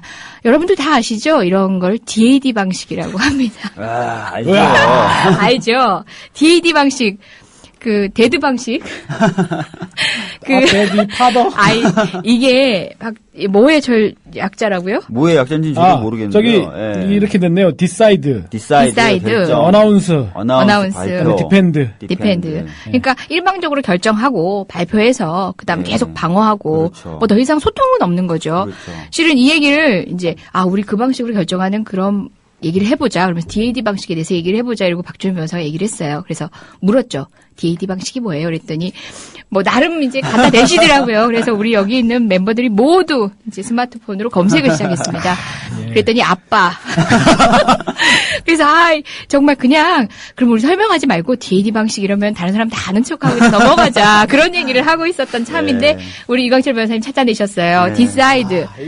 이게 저희는 이제 너무 이거 유리알 같은 방송입니다. 뭐 이렇게 우리 방송 중간에 하는 얘기가 다 나가요. 투명합니다. 투명합니다. 예. 지금 오늘 안 그래도 밀양의 어르신들이 국회 앞에서 그 765배를 하러 어제 오셨습니다. 밤부터 철회를 하셨고요. 그러셨어요. 그래서 오늘 왜냐면 한전 국감이 있어요. 그래서 국감 끝날 때까지 계속 계시다가 지금쯤이면 아마 밀양으로 내려가는 버스에 다시 타셨을 것 같습니다. 속상한 게 유난히 또 날이 너무 추웠던 날입니다. 어제 정말 찬바람 많이 불었죠. 그냥 그 밖에서 계셨던 거죠. 밖에 밤늦게까지 계시다가 이제 몇 분 정도만 남아 계시고 숙소가 사회단체 사무실 쪽으로 가서 좀 지내시고. 너무들 고생하셨습니다. 그 밀양은 송전탑 문제도 마찬가지고 해군기지 문제도 마찬가지고 뭐 제2의 밀양, 뭐 제100의 밀양 예정돼 있는 상황 아닙니까? 전국에 지금 건설 예정인 송전탑이 무려 300여 개라고 합니다. 그러니까 이게 어느 곳에 들어가는지 모르겠지만 당연히 밀양 같은 문제가 발생하죠. 그렇기 때문에 계속해서 이런 방식으로 DAD 방식 결정해놓고 발표를 해서 이거를 확정져 놓고 그 다음에 반론이 들어오면은 그냥 소극적으로 방어만 하면서 계속 밀고 나가는 이런 방식으로 계속 국책 사업들을 해나가면 어떻게 되겠냐 이런 문제에 대해서 좀 오늘 얘기를 좀 한번 해봤으면 좋겠습니다. 저는 이제 그 DAD 방식을 박주민 변호사한테 처음 들어서 이게 뭔가 딱 압축해서 이제 알려주니까 딱 좋은데 여기에 저는 하나 덧붙이고 싶은 게 이제 DADP. 만드신 거예요? 그러니까 디펜스 하는 과정에서 거기다 이의를 제기하면 경찰을 동원해가지고. P는 뭐예요? 폴리스. 폴리스. 우리 쉬운 단어로. 싼 영어로 가죠, 뭐. 싼 영어로. 그러니까 이게 그렇지 않습니까? 그런 뒤늦게 이제 그러한 것들을 국민들이 알고 또 이해 당사자들이 알고 절차라든지 그런 결론에서 이의를 제기하면 그것이 뭐 지역 이기주의다 막 언론을 통해서 융단 폭격을 쏟아붓고 그런 데서 항의하는 것들을 아주 사소한 것들을 꼬투리 네. 잡아가지고 일반 교통방해, 업무방해, 네. 공무집행방해로 잡아가고 그렇죠. 또 어떤 사람들 대표자인 사람들은 감옥에 가둬넣어가지고 위축을 시키고 이제 그런 과정에서 잠잠해지면 네. 또 이렇게 프레임 전환을 통해서 그러한 얘기들을 묻어버리고 이런 좀 정형화된 방식들이 네. 결국은 이런 좀 밀양 사태도 결국은 키우지 않았나 저는 그런 생각이 좀 듭니다. 네. 그 밀양 송전탑 문제, 송전탑 문제. 네. 제가 혀가 짧아요. 이렇게 아름다우신 분은 그 정도 역시 그 단점은 있어야죠. 하느님은 평등하신 것 같아요. 저기 주제 몰입. 너무 산으로 가신다. 저기 아시는 분들은 아시겠지만 대부분의 분들은 또 하나의 님비처럼 받아들이시는 분들도 있어요. 그래요. 예. 예. 그 계략적인 내용 예. 우리 제가 좀 말씀을 박 드릴게요. 변호사님께서 밀양에는 사실 이 송전탑이 총 52개가 건설돼야 됩니다. 밀양 쪽에 4개의 면이 있는데 그쪽에 이제 52개의 송전탑이 이제 건설돼야 되는 상황이고요.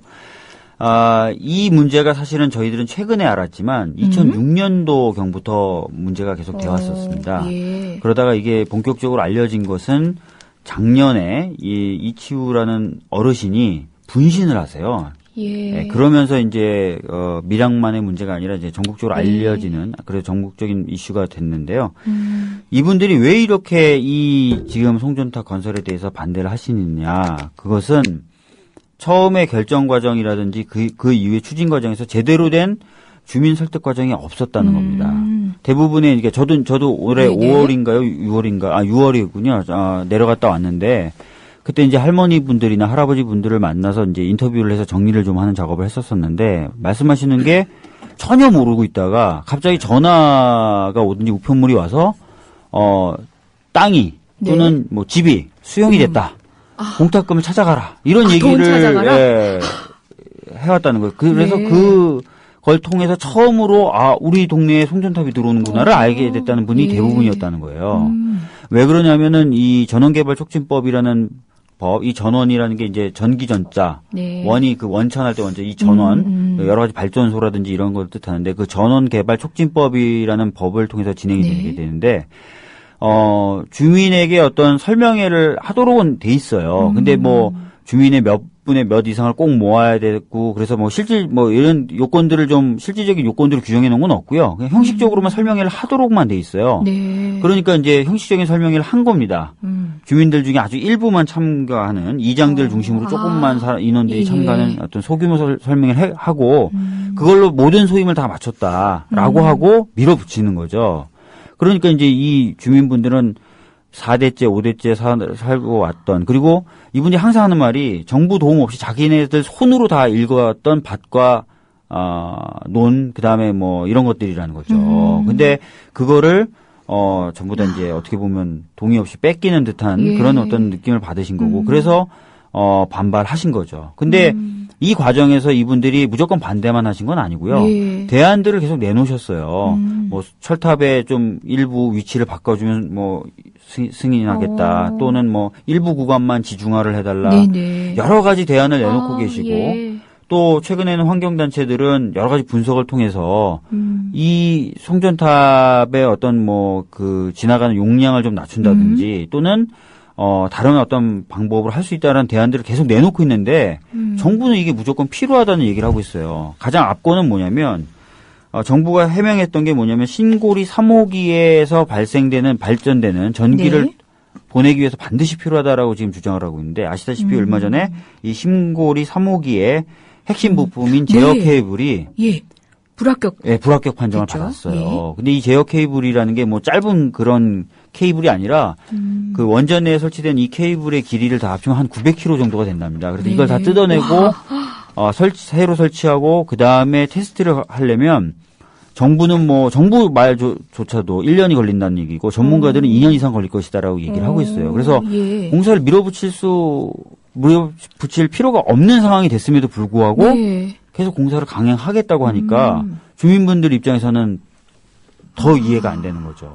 거기 네. 저 발주처는 어디인가요? 한전인가요? 아니면? 한전이죠. 그러니까 네. 형식적으로는 국가기관이나 뭐 이런 게 아니고. 네. 그죠? 뭐 한국지금전력공사인가요? 네. 네. 저기가 형식이. 막 그래서 행정절차법 같은 이런 법들도 적용이 안 된다 뭐 이런 입장인가요? 그렇지만 뭐 행정절차법이요? 그렇죠. 행정절차법에 대해서는 뭐 지금 얘기는 안 나오고 있고 얘기 나오고 있는 게 아까 말씀드렸던 전원개발촉진법 그리고 전원개발촉진법이 환경영향평가법을 적고 들어가는데 환경영향평가법도 아시다시피 이제 뭐 형식적인 설명이나 이런 것만 거치면 되도록 돼 있지 않습니까? 그러니까 이제 주민들의 의사가 반영될 수 있는 구조가 전혀 없죠. 아까 이강철 변호사님이 대의제 민주주의 얘기하시면서 국민의 의사가 그래도 반영될 수 있는 구조가 열려 있어야 된다. 이게 민주주의로서 정당성을 갖는다라고 얘기하셨는데 이 대규모 국책 사업에 관련돼서는 여전히 전혀 절차가 없습니다. 물론 이제 사후적으로 소송으로 다투실 수 있는 방법은 있어요. 근데 아시다시피 행정기관에게 막대한 재량권을 인정하고 있고 이 관련된 법들이 이런 것들을 마음대로 거의 할 수 있도록 규정되어 있기 때문에 소송으로 가더라도 뭐 이렇게 딛고 싸울 만한 법이 없어요. 뭐 딛고 싸워서 이겨도 행정재판은 사정 판결이라는 게 또 가능하지 않습니까? 이미 또 뭐 진행을 무식하게 진행시켜 놓고 나면은 어느 정도 완성되고 나면은 취소할 수가 없어요. 취소할 수가 없다 이런 식으로 판결이 나옵니다. 아니 근데 그게 법원 가면 제대로 판결이 나냐고요? 판결도 안 나죠. 물론 다 국가 논리에 다 휘둘리고 해가지고. 맞습니다. 대표적인 게 4대강이지 않습니까? 4대강은 문제 삼았던 판결에서 모두 다 국가가 승리했는데 지금 보십시오. 4대강 제대로 된 건가? 법원이 어떻게 보면 자기 역할을 못하죠. 이게 어려운 사건이다. 우리가 뭐 어떻게 판단하냐 이런 문제를 이러면서 그냥 다 국가 손만 들어주는데 결과적으로는 다 이런 식으로 엉망이 되는 거죠. 맞습니다. 지금 밀양 송전탑 문제 진짜 발음 안 된다 나. 송전탑 다시 한번 해봐요. 쌀 하세요. 쌀. 송전탑. 쌀 한번 해보세요. 쌀. 쌀. 밀양. 근데 대구 그 발음치고는 쌀이 좀 그래도 자연스럽게 나오네요. 힘들어서 하는 거예요. 또 딴 데로 샌다. 저기 밀양 문제뿐만 아니라 비슷하게 해군기지 문제도 비슷했어요. 맞아요. 해군기지도 사실은 처음에 그 절차를 자기들은 다 밟았다라고 얘기를 하는데요. 전혀 그렇지 않죠. 사실은 해군기지 건설에 대한 이야기가 나온 지가 오래됐지만 다 해군기지 후보지가 됐던 데에서 주민들이 반대가 심했어요. 그래서 이제 추진이 안 되다가 갑자기 사실은 그 2007년도 4월에 뭐 강정마을에서는 주민들이 찬성하더라 이런 얘기가 돌면서 후보지에도 없던 강정마을이 후보지로 편입이 되면서 이게 절차가 진행이 된 거거든요.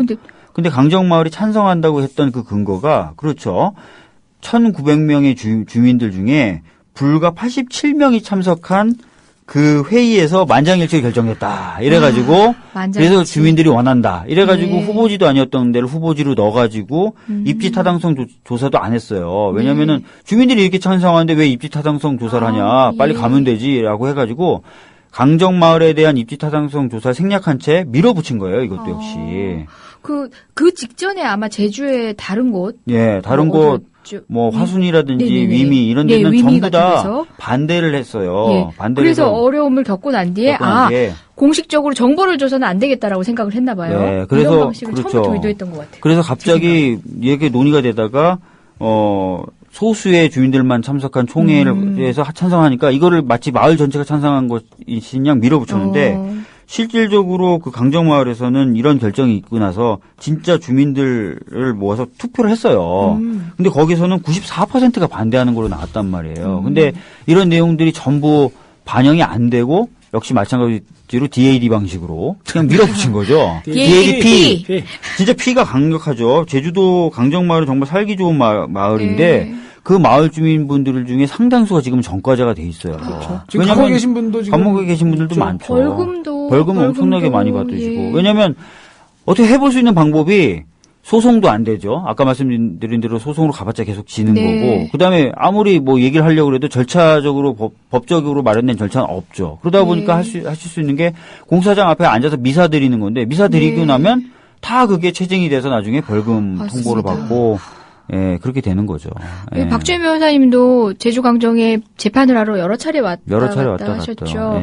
그 관련돼서 뭐 기소되신 분들 형사재판하러도 가시고 또 행정 절차에서 또 문제되는 것들 무수히 또 대리인을 맡으셨죠. 진짜 여러 가지 어떤 절차의 미비점에 대해서 저희들이 주장을 하고 또 이 해군기지가 진짜 기능을 제대로 발휘할 수나 있나 그런 문제에 대해서도 많이 문제제기를 했는데 제가 보기에 법원으로서는 자신들의 판단 영역 밖이라고 보고 있는 듯한 분위기였어요. 그래서 아마 이것도 4대강처럼 결국은 하나의 거대한 콘크리트 쓰레기를 하나 만드는 것에 불과하지 않을까. 그 강정마을은 이제 또 하나 이제 저희들이 봐야 될 게 물론 국책 사업에서 이제 어떤 것들의 내용도 되게 중요하죠. 뭐 방패장 문제라든지 지금 말씀하신 송전탑 문제라든지 어쨌든 이제 국가 공동체가 운영되어지는 과정에서 꼭 필요한 부분이니까 송전탑이라든지 이제 뭐 방패장이라든지 이런 것들이 물론 이제 탈핵을 주장하시는 우리 애청자분들도 계시겠지만 근데 이제 강정마을 같은 경우에는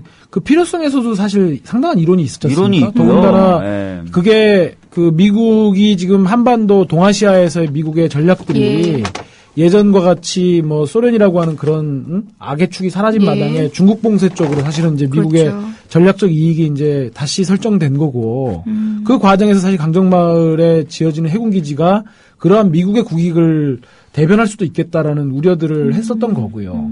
이제 그런 차원에서 우리는 어쨌든 북한과의 문제도 있고 분단의 문제가 있기 때문에 또 중국이 지정학적으로 가깝고 또 중국과 우리가 좀 척을 지는 그런 관계가 안 되었던 것이기 때문에 그건 국익의 문제하고도 연관성이 있는 것이어서 그런 상황에서 그런 중국이 좀 의심을 가질 수 있는 그런 해군 기지를 제주에다 짓는 것이 과연 타당하냐 하는 그러한 좀 국민들의 걱정들도 있었던 것이잖아요. 근데 그런 부분들에 있어서도 아까 말씀하셨던 DAD 방식과 경찰력을 결합하는 방식으로 억누르고 입을 좀 다물게 하는 그런 것들도 저는 좀 지적이 돼야 될 것 같습니다.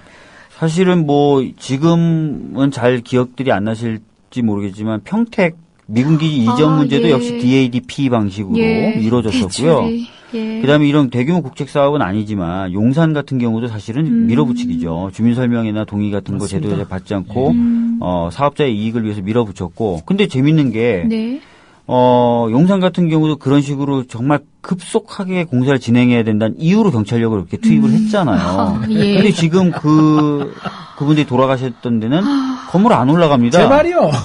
지금 그냥 주차장으로 쓰고 있어요. 왜 그렇게 급하게 해서 그렇게 됐는지도 모르겠고 지금 밀양 송전탑 같은 경우도 지금 송전탑을 만들어도 저 신고리 3호기가 내년에 제대로 가동이 된다는 보장이 없어요. 맞습니다. 결국은 쓸모없는 송전탑만 건설하는 것으로 끝날 수도 있는 상황인데 이렇게 주민분들 막 진짜 목숨을 걸고 하는데도 전혀 귀를 안 기울이고 있다는 게 너무 재밌죠. 그리고 이 얘기 좀 해봐야 될 것 같아요.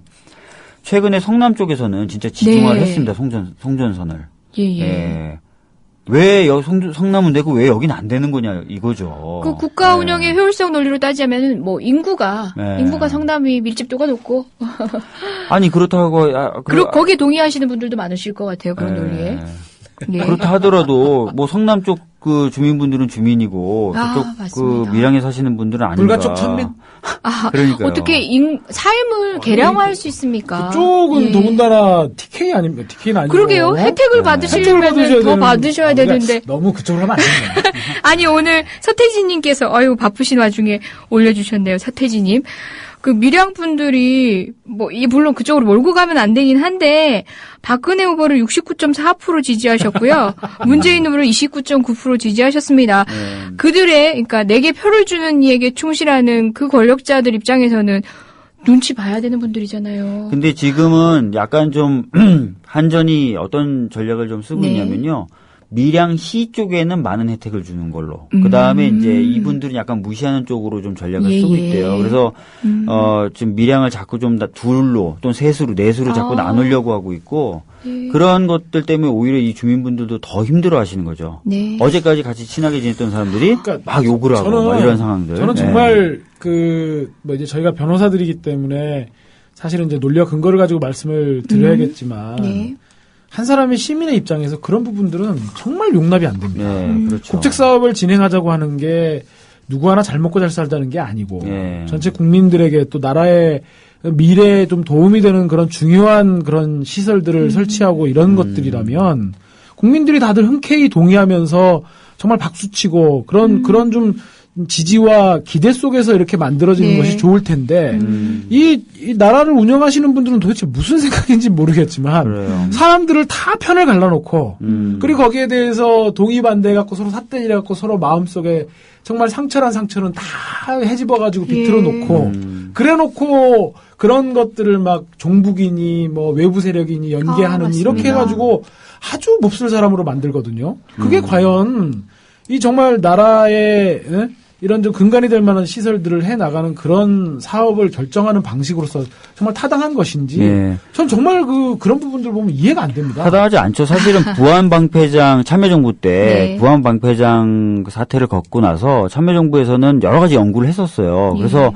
대규모 국책 사업을 통한 이 갈등 조성 이게 오히려 국가의 경쟁력이나 어떤 이런 많은 훼손을 갖고 온다라고 해서 갈등을 조정하는 법을 만들려고 했었어요. 예. 대규모 국책 사업일 때 처음부터 주민들의 의사를 받아들이는. 그래서 법안까지 만들었는데 이게 입법까지는 못 갔어요. 예. 그래서 사실은 저는 그런 시도와 그런 고민을 이제 다시 해야 되는 거 아니냐. 아까도 말씀드렸다시피 송전탑만 해도 앞으로 300개가 더 건설돼야 되는데 이 송전탑이 들어가는 마을마다 사실 환영하진 않을 거란 말이에요. 그렇다면은 뭔가 처음부터 주민들의 의사를 반영해서 합리적으로 조절하는 그런 시스템과 절차를 만들어야 될 때가 됐다. 이제 더 이상 밀어붙이기식.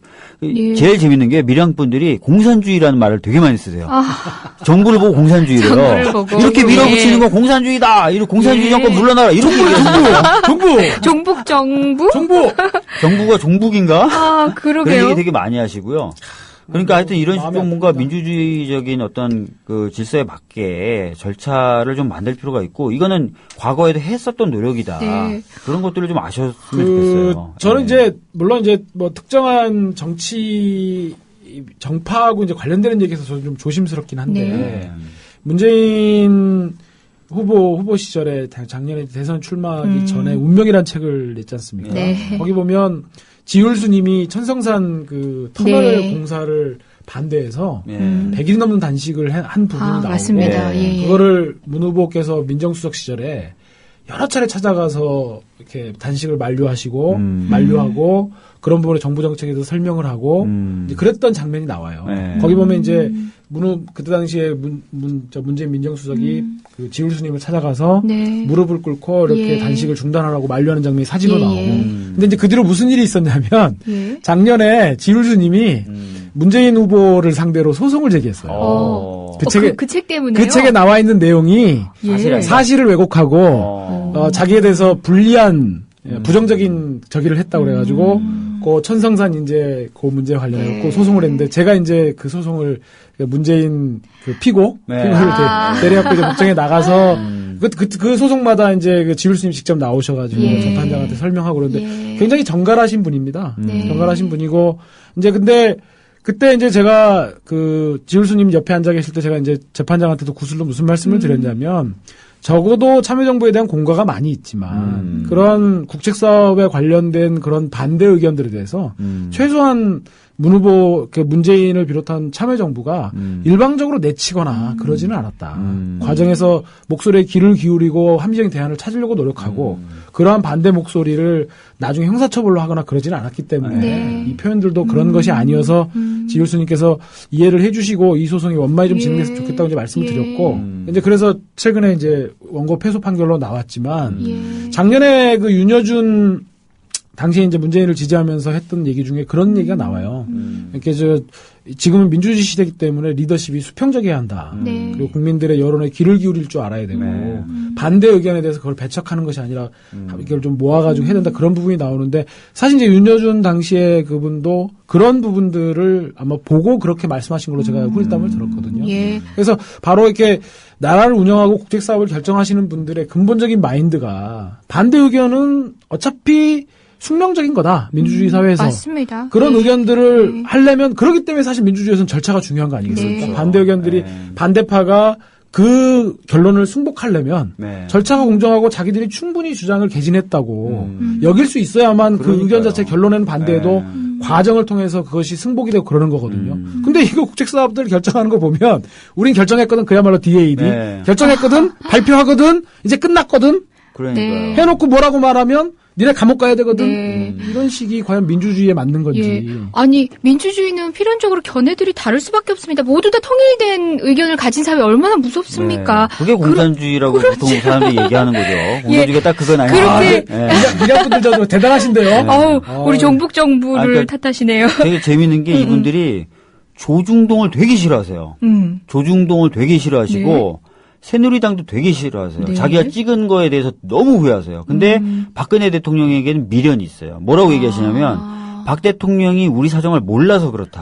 알면 그렇게 하실 분이 아니다. 네. 지금이라도 한번 내려서 봐주셨으면 좋겠다. 사정을. 상황을 한번 눈으로 봐주셨으면 좋겠다. 이렇게 얘기를 하세요. 왜 이렇게 아프죠? 제가 갑자기 정말 너무 아파요. 러시아 혁명사의 한 구절이 생각이 나는데. 네.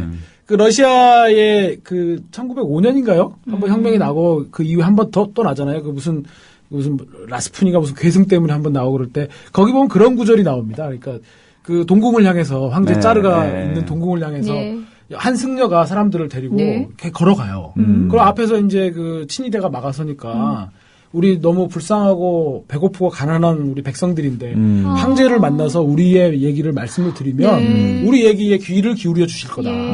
그런데 거기다 대고 무차별적으로 막 죽이고 막 이래가지고 사실 이제 러시아 혁명이 이렇게 발발한 거고 거기서 짜르는 사실 배후에서 그런 근위들 친위들 움직여갖고 다 죽여라 잡아 죽여라 했던 거거든요.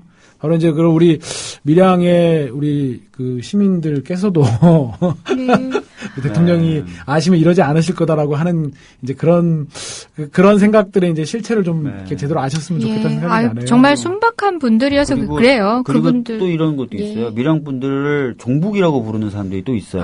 그 예. 할머니 할아버지 그걸 또 아세요 그분들이. 그래서 자기네들을 종북이라고 부르는 것에 대해서 굉장히 가슴 아파하세요. 뭐라고 얘기하시냐면 이렇게 얘기하세요. 지금까지 자기가 땅을 읽어서 거친 땅을 논밭으로 만들었다. 그리고 내가 아들, 딸들 많이 낳아서 나라에 이바지할 수 있게끔 내가 잘 이렇게 걷어먹이고 키웠다. 내가 이렇게 나라를 위해서 평생 살고 세금 다 내고 했는데 이제 와서 나보고 종북이라 그러면 나는 어떡하란 말이냐. 이런 말씀들을 정말 많이 하세요. 정말 가슴 아픈 얘기고 물론 강정분들도 마찬가지고요. 네. 강정분들도 그런 얘기 많이 하시거든요. 그러니까 함부로 종북이란 딱지 붙이는 사람들은 정말 예 문제가 많습니다. 조말할 필요가 예. 있겠습니까?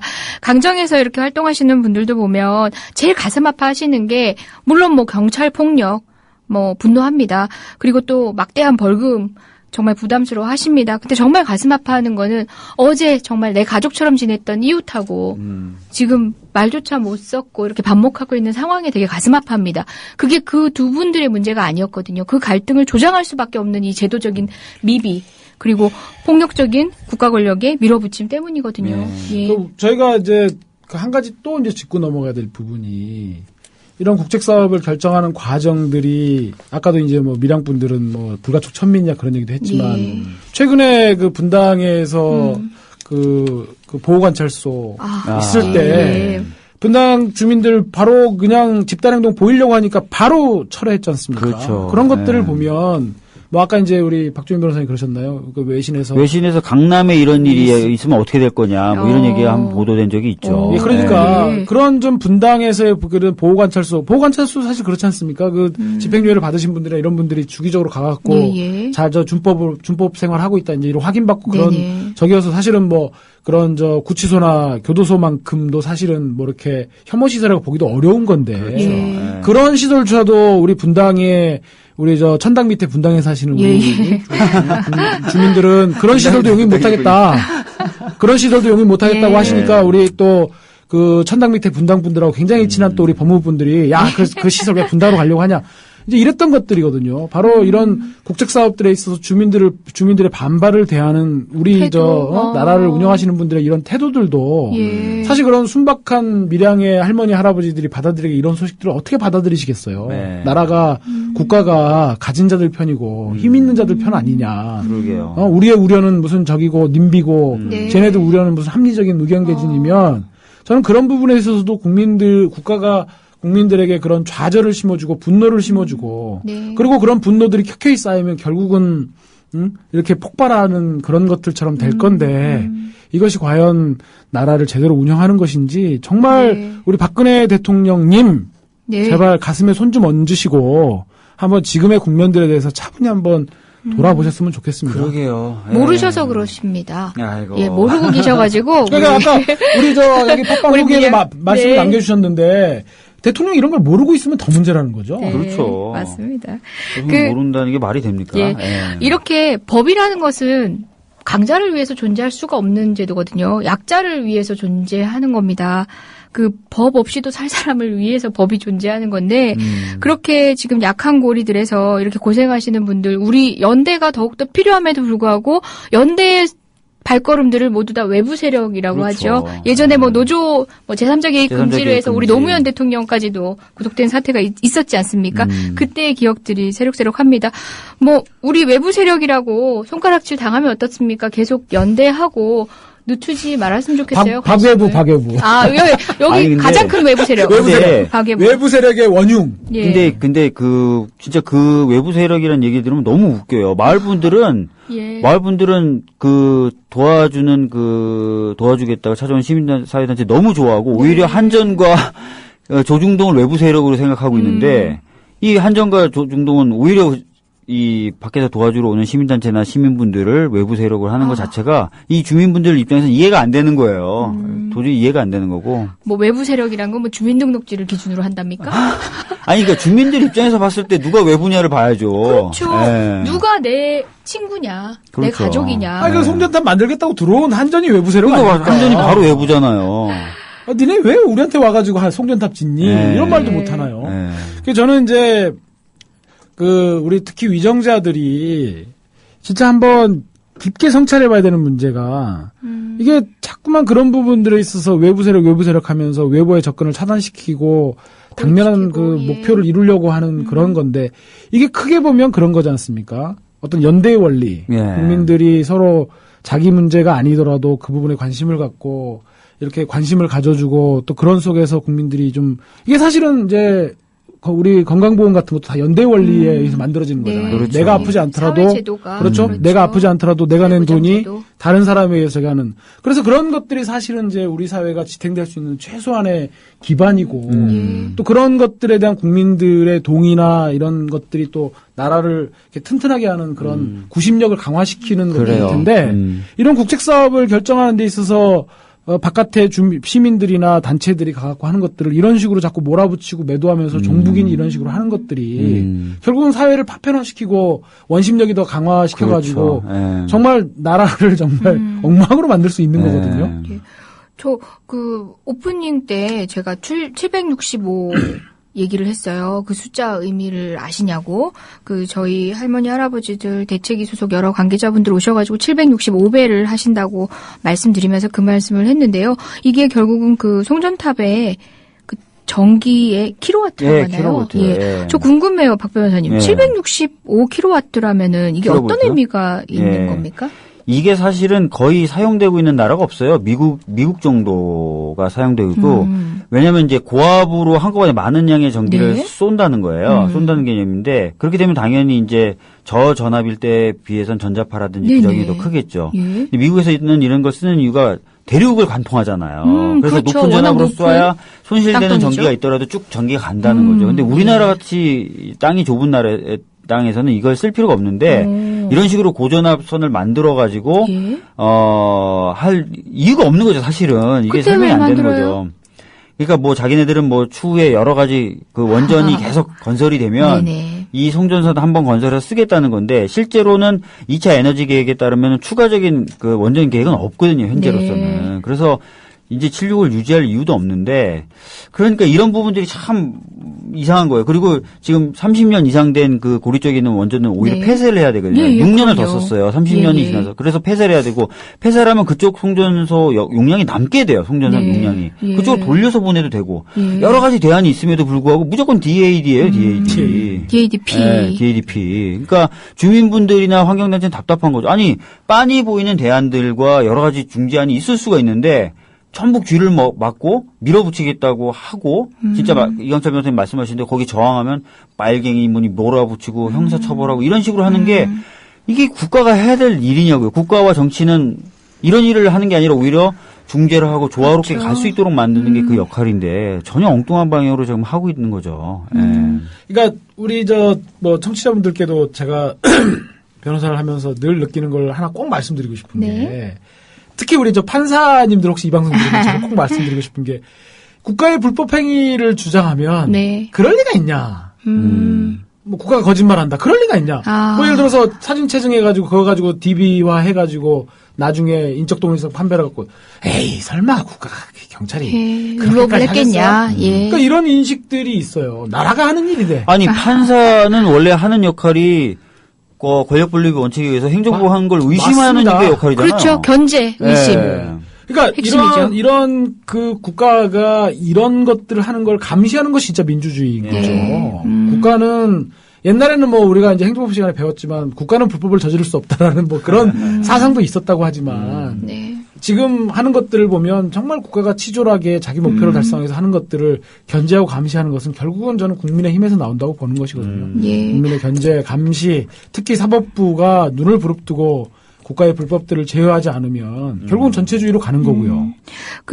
늘 가끔 이렇게 말씀드리면 사람들이 많이 그래요. 강정 문제 이미 공사도 다 진행됐고 구론비 다 파괴됐는데 이미 끝난 싸움 아니냐. 밀양 얘기하면 그러면 대안이 뭐냐. 마냥 싸워서 되겠냐. 뭐 이런 얘기하시는 분들 지쳐 계시는 분들 많으신데요. 바로 그거 민주주의에서 갈등 생길 수 있습니다. 그리고 여러 가지 이해관계 대립할 수 있습니다. 그렇죠. 그 가운데서 어떤 태도를 가지고 그 문제에 접근하느냐의 문제고 그거는 비단 국가만이 아니라 우리 국민들 역시도 마찬가지입니다. 이 문제를 바라보면서 이기는 싸움에 우리가 늘 지지하려고 있는 거 아니잖아요. 또는 이 싸움 자체에서 우리가 어떤 결과물을 내려고 하는 거 아닙니다. 소통이 되지 않는 구조에 대해서 우리가 함께 연대해서 힘을 모을 필요가 있는 겁니다. 지체하시지 않았으면 좋겠어요. 이번 기회에 좀 공공 갈등을 조정할 수 있는 절차법. 그래서 국민들의 의사가 실질적으로 반영될 수 있는 그런 절차. 이런 것들이 좀 마련되는 계기도 됐으면 좋겠어요. 예전에 그 만들어진 법이 있었다고. 있어요. 정말 훌륭합니다. 물론 좀 손을 봐야 되는 부분도 있긴 하지만 훌륭하고 그래서 이런 것들도 좀 추진하는 것도 또 많은 사회단체들이 관심 가져야 되는 거 아닌가 생각합니다. 아이고, 깔끔하게 정리들을 해주시고, 이제 우리는. 된 건가요? 아니, 마무리 멘트처럼 하셨어요. 그냥 안녕히 계세요 하고 나가야 될 것 같은 그런 마무리 멘트 깔끔하게 해주셨네요. 여러분, 이런 변들이 있나 이제 마무리할 시간들입니다. 이제 시간 얼마 남지 않았는데, 처음과 끝을 맞춰야 하지 않을까 생각이 좀 들어요. 저는 정말 신기합니다, 사실은. 왜 신기해요? 아니, 오늘 방송이 될까? 또 이런 얘기 시작하셔. 아니, 물론. 근데 이게 막상 어떤 주제가 나오니까. 거의 그냥. 혼자 다 하셨어요. 마이크를 한 주도만. 어쨌든 저는 첫머리와 끝머리는 좀 이렇게 마무리는 좀 비슷한 색채로 가야 되지 않나 생각이 들고요. 끝으로 이제 우리 위대한 진행자 이재정. 다시 한번. 근데 항의시키면서. 지난번에는 방송 후기에서 누가 좀 오만하다 그래가지고 지난번에 상당히 신경 많이 쓰시던데 겸손하게 하려고. 근데 지나 보니까 훌륭하시더라고요. 제가 충분히 오만해도 족할 만큼 훌륭하시더라고요. 저는 실은 이 말씀을 꼭 드리고 싶었습니다. 여기 계신 두 분 저 때문에 진짜 이 방송하시느라 고생하시지만 즐거우시죠? 제 덕분이잖아요. 제 덕분이잖아요. 맞습니다. 두 분 말씀 들으면서 저는 참 공부가 많이 돼요. 제가 드릴 말씀이죠. 저는 근데 이 두 분이 겸손하기까지 한데. 말을 못하겠다 정말. 이 두 분하고 함께 있어서 저는 되게 든든해요. 실은 엊그저께 있었던 낙검수 재판 역시도 그 판결이 선고되던 그 당시에 내 옆에 있었던 동료들 때문에 더 기뻤거든요. 혼자 일할 때보다 결과도 훨씬 더 좋을 수밖에 없지만 기쁨을 누리는 데 있어서도 기쁨도 되게 배가 됐던 것 같아요. 저는 이렇게 3명 함께하고 있는 방송이 여러분들 이 두 분만 안 바쁘시면 저는 그냥 고정으로 갔으면 좋겠습니다. 그것도 한번 고민해보세요. 불러만 주신다면 만세 그냥 만만세. 이제죠. 대상을 특정하지 않으셨어요. 오늘도 두 분과 함께여서 행복했습니다. 여러분도 그러셨죠? 저희는 또 격주로는 뵐 수 있는 거죠? 아무리 바쁘셔도. 주제를 좀 정해주세요. 미리. 좀 정해주세요. 미리 좀 왜 못하게 합니까, 이 말은? 저희가 이번에는. 여긴 민주주의가 없어! 이재정 공화국이야! 겨울이야, 겨울공화국이야, 이거! 여러분. 이재정의 70.5 다음 주에 저만 뵙겠습니다. 여러분. 오늘도 고마웠습니다. 감사합니다. 네, 감사합니다.